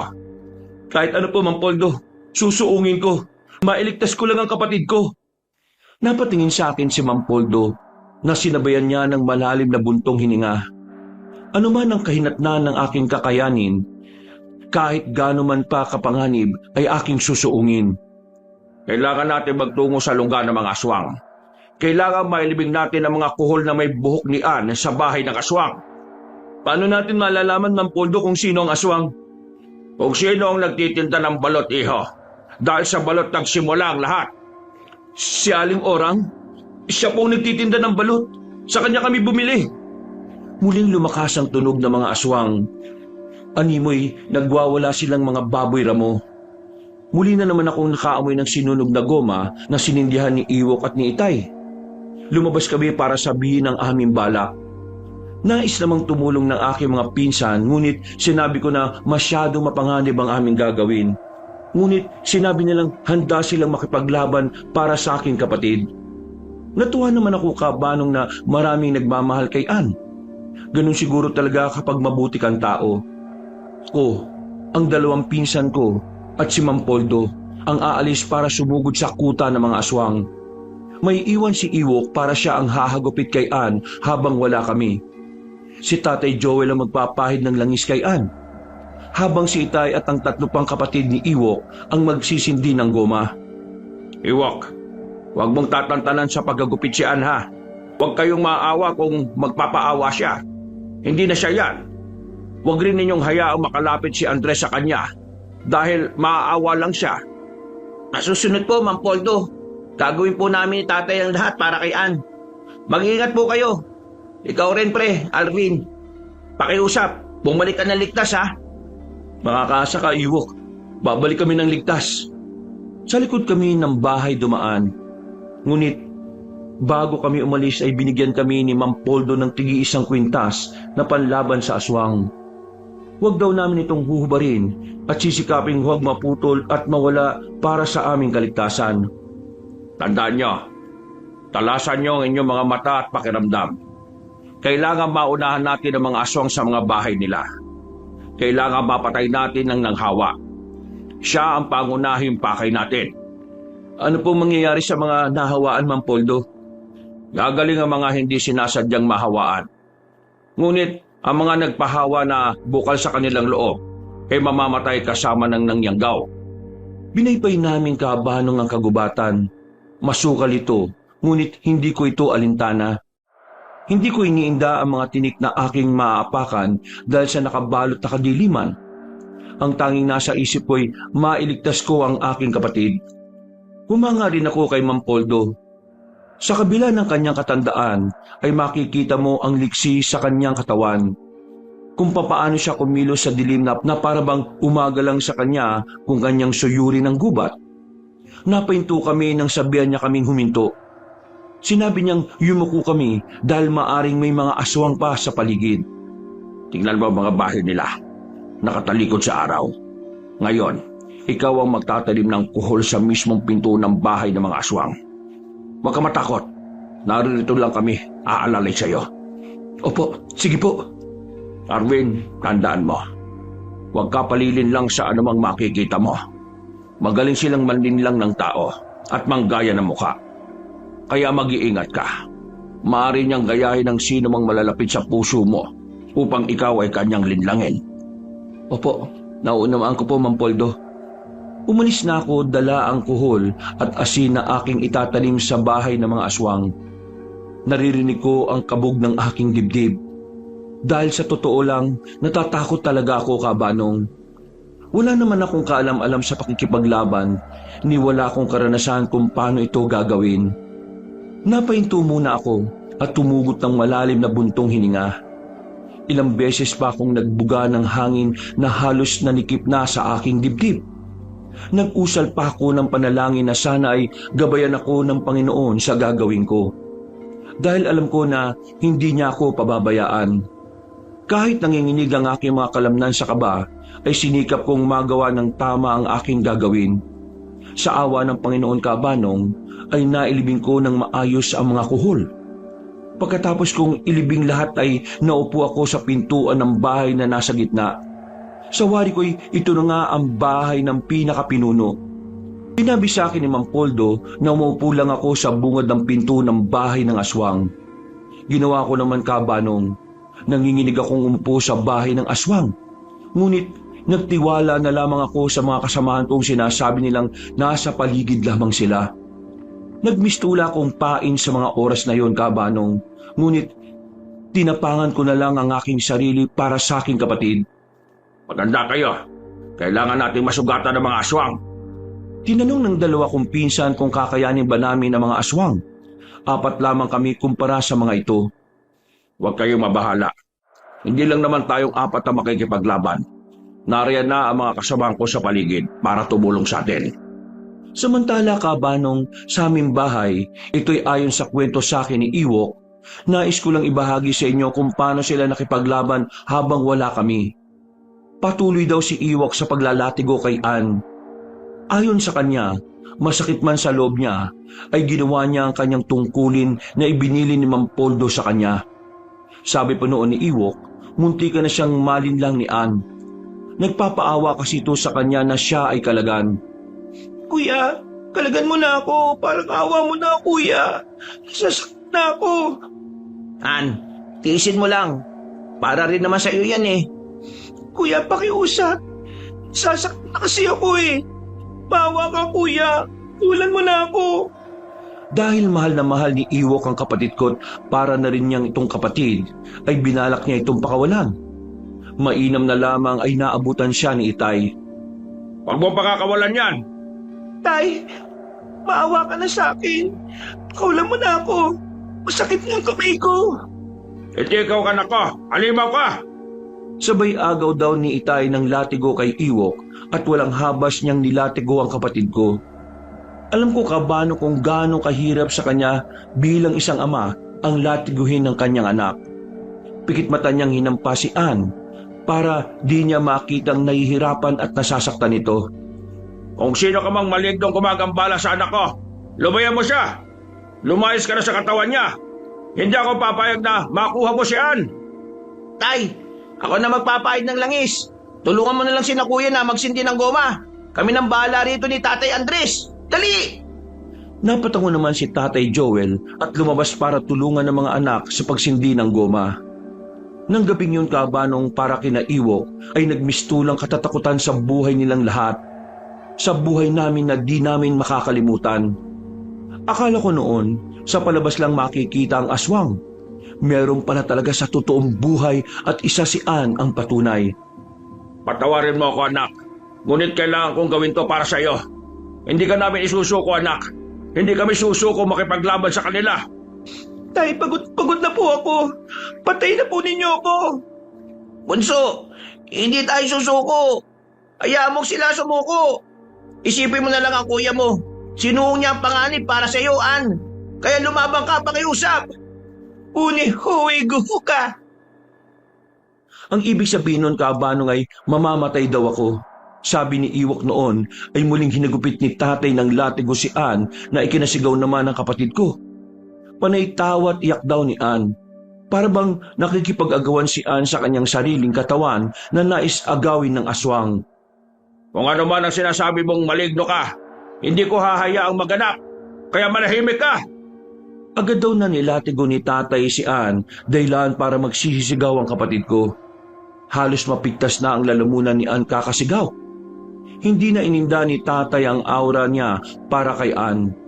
Dahil ang nais lang niya ay ang makalaya na ang kapatid ko sa kamandag na mga aswang. At habang kinukwento sa akin yun noon ni Iwo Kabanong, ay proud ako sa tatay ko. Bumalik tayo sa sarili kong kwento. Habang nakaupo ko sa bungod ng pinto ng bahay ni Aling Orang, ay panay ang aking buga ng malalim na hininga. Aaminin ko, natatakot ako para sa aking sarili, Kabanong. Naalala ko ang sinabi ni Ma'am Poldo na huwag akong aalis kahit anong mangyari. Huwag kong hayaang makapasok ang aswang sa loob ng bahay niya. Panginoon ko, tulungan niyo po ako. Hindi ko po kakayanin mag-isa ang laban na ito. Pakiusap, Ama. Nagsusumama po ako. Nasa ganun akong panalangin nang may bulto akong nakita sa di kalayuan. Inihanda kong sarili ko sa maaring pagsugod ng aswang. Maigpit kong hinawakan ng garapon ng asin. Kulang na lang ay yakapin ko na ito. Pinilit kong inaninag ang bultong nakatayo sa di kalayuan. Maya-maya'y narinig ko itong umiiyak. Kuya, tulungan mo ako, kuya. Ha? Ann?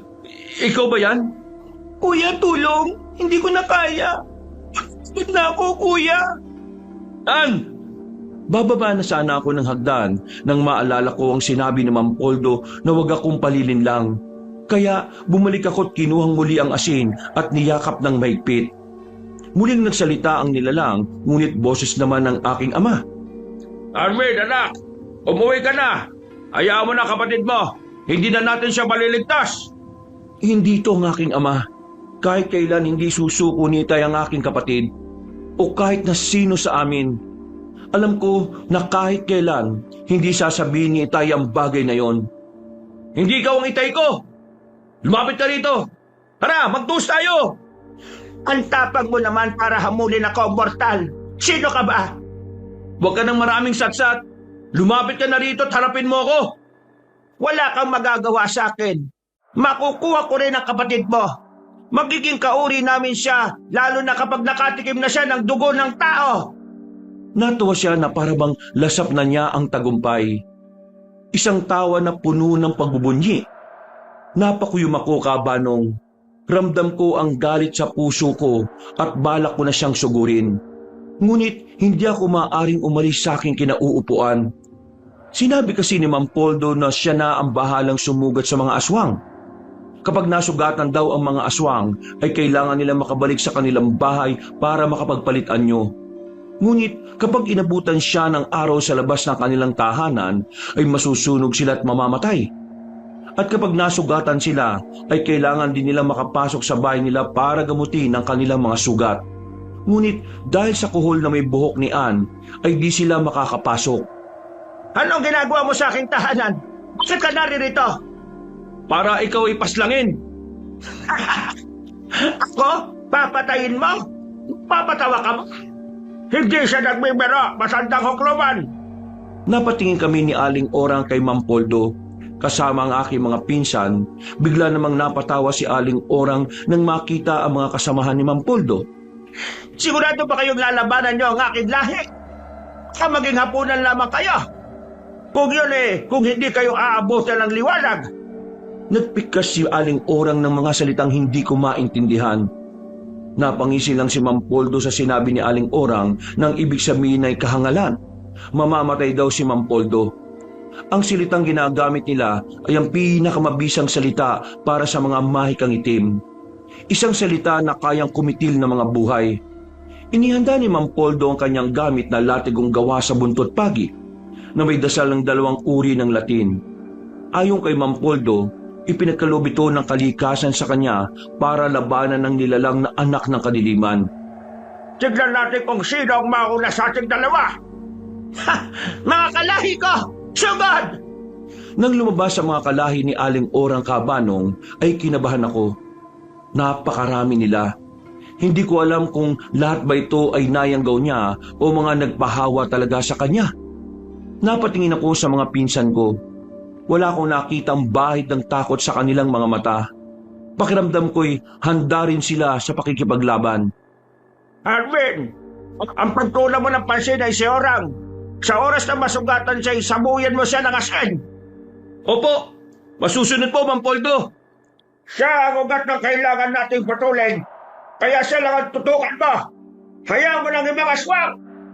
Naintindihan ko po, Mang Poldo. Kahit anong mangyari, huwag kang aalis sa kinauupuan mo hanggat hindi sumisikat ang araw. Napatango lang ako, Kabanong. Pinilit kong intindihin ang lahat ng kanyang bilin kahit pa gustong-gusto kong tumulong sa pakikipaglaban noon. Hindi ako mapalagay na nakaupo lang ako rito at hinihintay na masugatan si Aling Orang at sabuyan ng asin.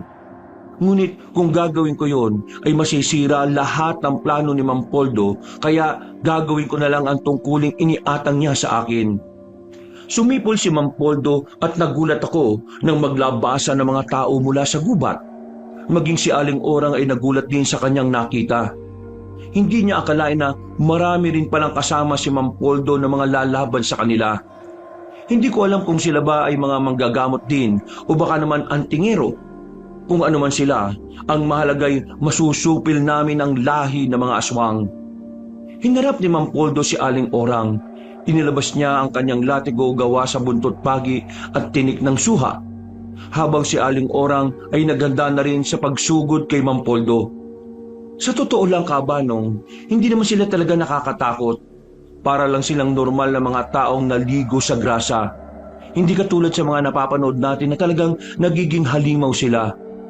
Magulo lang ang kanilang buhok at tumutulo ang kanilang mga laway. Humanda ka! Tahin kita! Hindi na ako papayag na masupil muli ang aking lahi! Wawakasan ko na ang iyong lahi! Hindi na rin ako papayag na may mabiktima ka pa! Tanggapin mo na Orang na natapos na ang panahon niyang mga aswang. At lilipas ang panahon at henerasyon na kayo'y hindi na paniniwalaan. Tumahimik ka! Ngayong gabi tatapusin ko na ang inyong ilusyon. Uubusin ko ang lahi mo. Kami na ang maghahari sa lugar na ito. Bago ka mangarap, magising ka muna dahil baka nananaginip ka lang. Saad ni Mang Poldo sabay sugod kay Aling Orang. Tumakbo rin ang matandang magbabalot na isa palang aswang para salubungin si Mang Poldo. Nagpang-abot sila. Walang habas na nilatigo ng albularyo ang aswang na magbabalot. Napahiyaw naman si Aling Orang sa sakit na kanyang naramdaman. Kabanong, nakita ko kung paano bumaon ng tinik ng suha sa kanyang likod at nabalatan ito ng hilahin ni Mang Poldo. Napalood naman ng aswang habang inahawakan ng kanyang likod. Napatingala siya sa langit at humiyaw ng napakalakas. Binudburan siya ni Mang Poldo nang hindi ko alam kung anong klaseng pulbo na ikinahiyaw ni Aling Orang ng ubod ng lakas. Bayad ka! Patayin kita! Pwes, tumayo ka't lumaban ko kaya ba? Nanginginig ang mga tuhod ni Aling Orang na tumayo. Habang nakatingin ako sa kanya'y naramdaman ko kung gaano kahapdi ang kanyang likod. Alam kong iniinda niya lamang ang kirot habang galit na napapatingin kay Mang Poldo. Pagpabayaran kay isa kang labastangan! Ikaw ang labastangan! Pinili mong ibenta ang iyong kaluluwa sa dyablo, makamit mo lang ang kapangyarihan. Ngunit, hindi ka magwawagi sa pag-asik na kasamaan sa mundong ito dahil marami pa rin ang mga sugo na kalikasang piniling tahakin ang tamang landas. Natawa si Aling Orang at muling sumugod kay Mang Poldo. Muli silang nagpang-abot at nagpalitan ng pagsugod. Nagtagisan sila ng lakas at liksi kung sino ang mananaig sa kanila. Ang panig ba ng kasamaan o ang panig ng kabutihan? Habang naglalaban ng kasamaan at kabutihan, Kabanong, ay siya ring pakikipaglaban ni Ann. Kahit na hirap na siya'y nilalabanan na niya ang pagkauhaw sa dugo at laman. Akin muling ilalahad ng kwento ni Iyok sa akin kung paano nakipaglaban si Ann para mas maipahayag ko ang takbo ng aking kwento at mas maramdaman ng nakikinig ang daloy sa pagitan ng dalawang labanan. Diyos Ama, Diyos Anak, at Diyos Espiritu Santo, tulungan po ninyo ang aking anak. Palayasin niyo ang masamang dyablo sa katawan ng aking anak. Basbasan niyo siya ng inyong kapangyarihan, awa at pag-ibig, Panginoon ko. Panalangin ni Itay sabay latigo kay Ann. Napasigaw naman ang aking kapatid sa sobrang sakit na kanyang naramdaman. Ngunit ayon pa noon kay Ewok, ay nakikita rin niyang lumalaban ang aking kapatid. Alam niyang pilit na nilalabanan ni Ann ang kanyang nararamdaman. Si Tatay Joel naman at ang kanyang mga anak ay walang patid ng pagsindi ng goma. Panay pa ang hiyaw ng mga aswang sa paligid. Ngunit tapang lang ang nagiging panlaban nila sa panahong yon. An, manalangin ka, bunso. Lumapit ka sa kanya. Humingi ka sa kanya ng tulong. Alam kong pakikinggan ka ng Panginoon. Diyos ko, iligtas niyo po ako, Diyos Ama. Alam ko pong hindi ako mabuting anak sa inyo, ngunit nalalaman ko kung gaano kayo kabuting ama sa akin. Iligtas mo po ako, Panginoon. Naiiyak daw si Itay at Iwok nang marinig ang panalangin ni Ann. Tumigil si Itay kakahagupit nang sabihan daw siya ni Ann kabanong na huwag guminto. Tumango si Ama at muli siyang nilatigo. At habang ginagawa yun ni Ama ay siya rin paghingi niya ng tawad kay Ann. Anak, patawarin mo ako sa hagupit ko. Mahal na mahal kita, anak. Kaya tinitis kong makitang nasasaktan ka. Lalaban tayo, anak. Lumabang ka tulad ng pakikipaglaban ng iyong kuya Arvin sa mga aswang. Nakakalaya ka rin, bunso. Basta magtiwala ka sa Panginoon. Huwag mong hayaang lasunin ng kamandag ng aswang ang iyong puso't utak. Isin mo lang ang sakit. Dahil sa parang ito natin malalabanan ng yanggaw para hindi na kumalat. Ayon kay Iwok, maririnig mo pa kabanong ang tunog ng buntot pagi sa tuwing tumatama sa hangin at sa balat ng aking kapatid. Kasabay noon ay ang malakas niyang hiyaw. Naawa man sila'y hindi nila ininda. Maitaguyod lang ang kapatid ko laban sa masama. Nagwawala na mga aswang sa labas ng bahay na magtulong-tulong na ang aming mga kalalakihang kapitbahay. Nagsindi na sila ng gulong para panlaban sa aswang. Ayon pa kay Iwok ay may mga tao ring tumulong para makipaglaban sa aswang. Hindi na raw nila kilala ngunit mga biyasa sa pakikipaglaban. Nagpatuloy ang laban sa aming panig. Makikita mo kung papaano makipagsagupaan si Mang Poldo kay Aling Orang. Mabilis din kumilos sa matandang magbabalot. Ang kanyang tunog ay parang pusang nakikipag-away sa kapwa pusa. May pagkakataong natatamaan niya si Mang Poldo, ngunit baliwala lang sa matanda at nagpatuloy sa pakikipagsagupaan. Mukhang matigas kang matanda ka. Hangarin ako sa lakas ng stamina ka. Masyado mo kasi akong minamaliit, Gurang. Nahulaan mong minamaliit kita. Hindi ka nga nakakamali. Dahil doon talaga ang tingin ko sa'yo. Isa kang mahidang nilalang. Anong sabi mo? Narinig mo naman. Hindi ko na uulitin pa. Bige, magbabayad ka! Galit siyang sumugod kay Mang Poldo. Habang ang matanda ay kampante lang na nakatayo at hinihintay na makalapit si Aling Orang. Sa totoo lang kabanong, napahanga ako kay Mang Poldo. Minsan ko rin pinangarap na maging katulad niya. Yung may kapangyarihang makapatay ng aswang. Tapusin na natin ka! Tapusin na natin ang kasamaan pa! Ikaw ang tatapusin ko nang sa ganun mawala na ang sagabal sa aking mga bitiin! Arvin, ngayon na! Agad akong tumayo at sinabuyan ng asin si Aling Orang. Napasigaw siya ng malakas habang umuusok ang kanyang katawan. Para siyang uod na nilagyan ng asin. Dahil nangingisay siya sa sobrang hapdi ng kanyang katawan. Bayad kayo! Patay ko kayong lahat! Siko ang lahi ninyo! Luis, Marco, magpahinga kayo. Etong asin, kayo munang umupo ron. Katulad ng bili ni Mang Poldo. Huwag niyong iiwan ng hagdanan.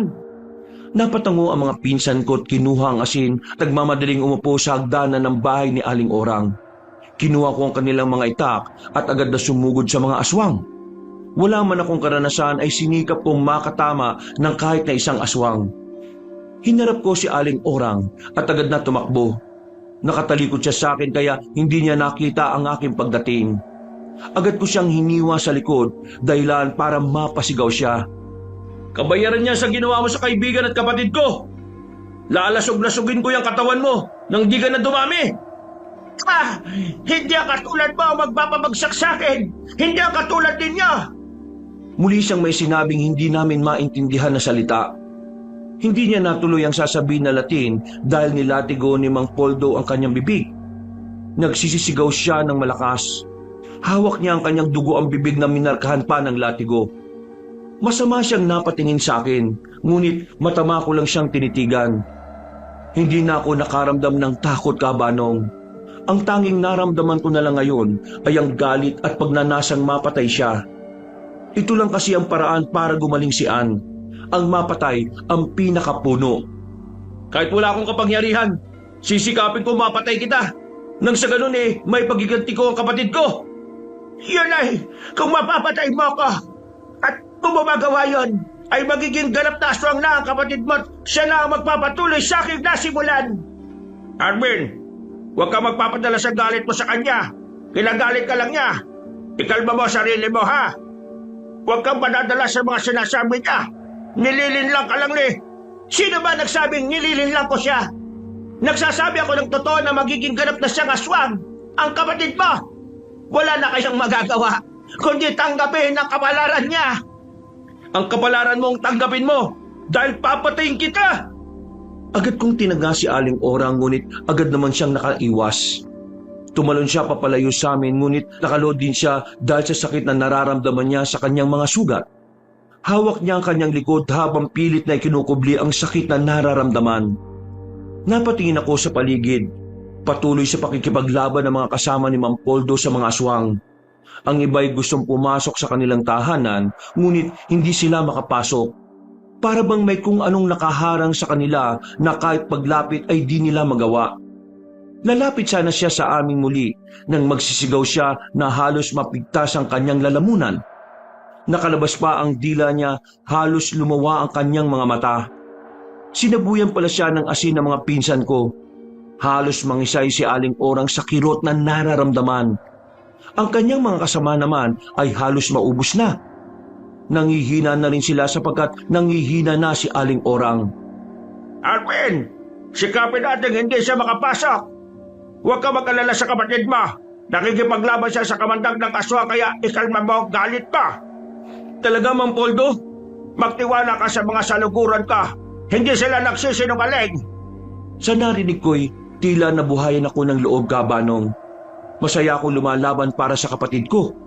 Pakiramdam ko'y hindi masasayang ang lahat ng ginawa ko. Tunay ngang napakabuti, Kabanong, ng Panginoon. Isa siyang mabuti at mapagmahal na ama. Basta magtiwala ka lang sa kanya. Ha? Nakatawa kayo mga takbo. Tahangal! Tutulad kayo ng mga kalahin ko doon sa lalaking nagtitinda ng balat. Nanlaki ang mga mata namin sa gulat, Kabanong. Siya pala ang gumawa noon kay Tasyo. Ang kawawang bata na wala namang ibang ginawa kundi ang maghanap buhay ng marangal. Nakaramdam ako ng galit, Kabanong, dahil sa ginawa niya na tila'y naputulan ng kamay ang pamilya ni Tasyo.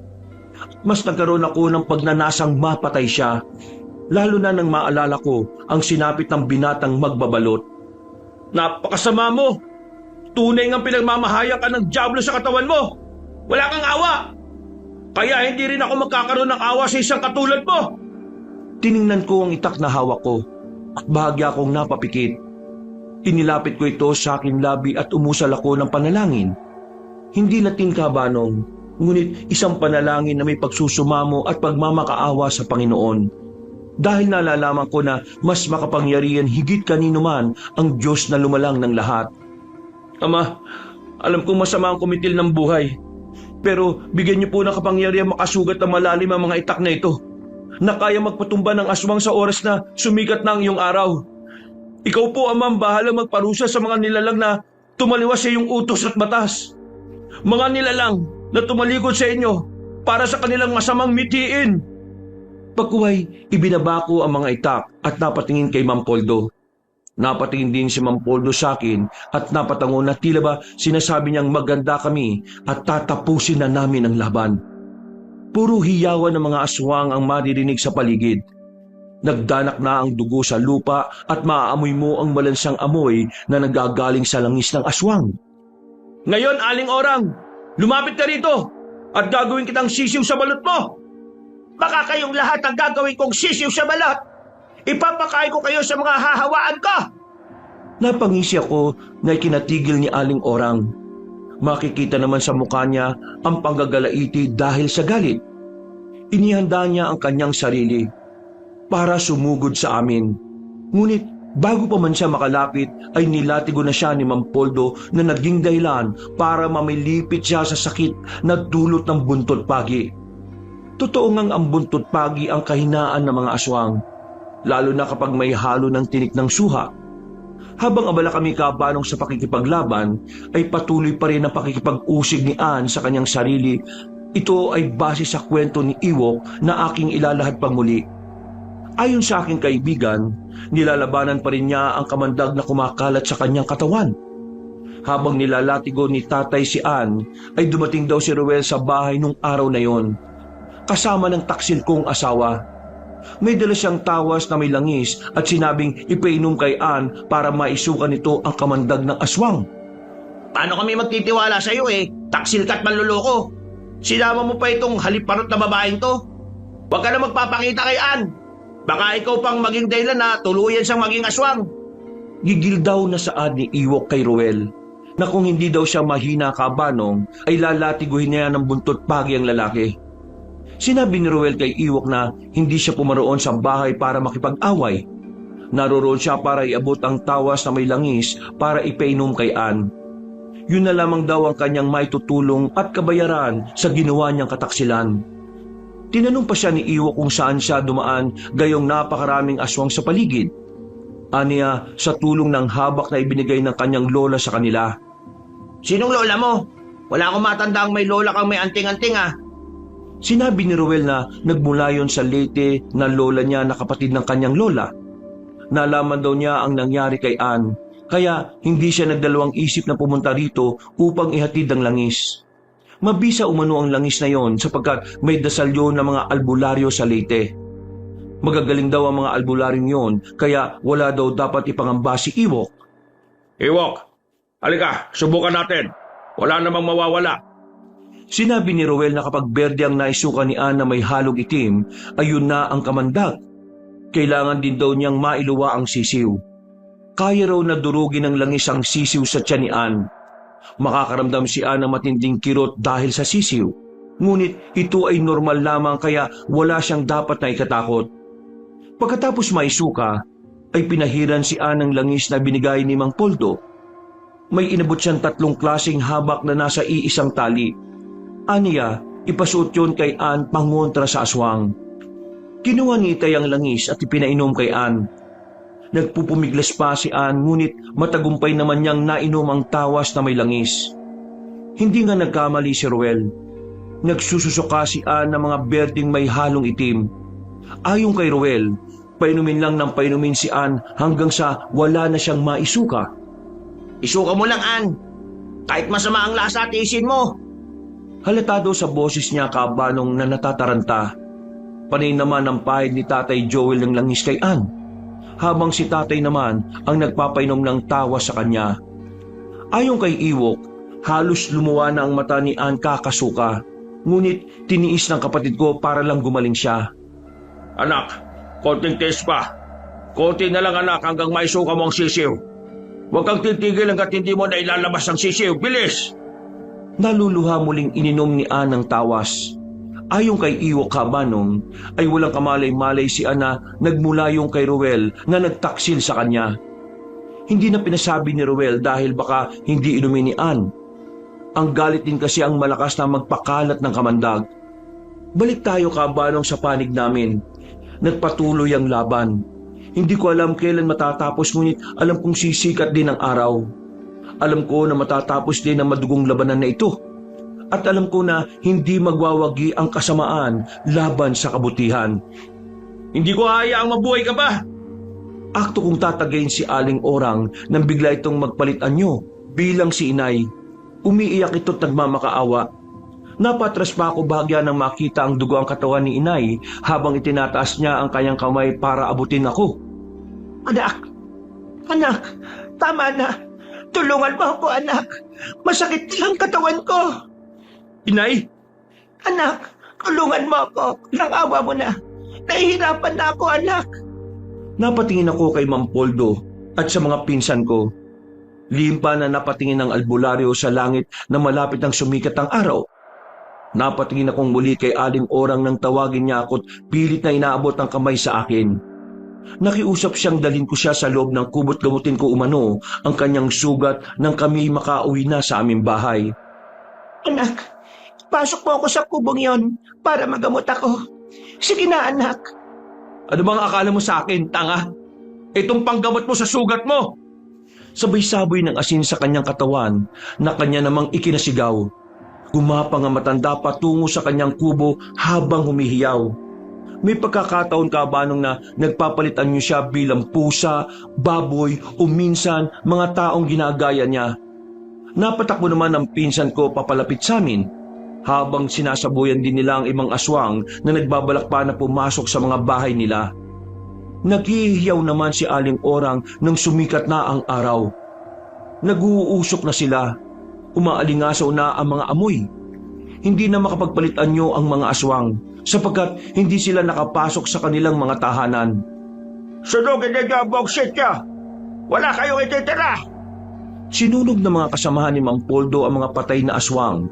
Ang mga nahawaan naman ng di nila ginusto o nalalaman ay ginamot ng mga albularyong napasama sa laban. Nagpasalamat naman ako sa 2 pinsan kong matapang na nakipaglaban. Sinabi naman nilang ginawa nila yon para kay Ann. Mang Poldo, maraming salamat po. Kung wala kayo hindi ko ito magagawa.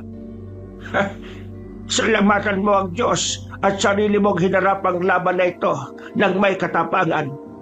Napatawa naman ako at niyakap bahagya si Mang Poldo. Umuwi na kami. Nagtatawanan pa kami habang naglalakad nang may marinig akong boses na tumawag sa akin. Nagliwanag naman ang aking mukha nang makita ko ang aking kapatid na muling masiglan at nagkaroon na ng kulay ang kanyang balat. Sinalubong ko siya at niyakap ng mahigpit. Ipinaramdam ko sa kanya ang aking pagmamahal at kasiyahan. Salamat kuya, hindi mo ako sinukuan. Magpatawad na tayo kuya. Marahil ay hindi talaga sila inalaan sa atin.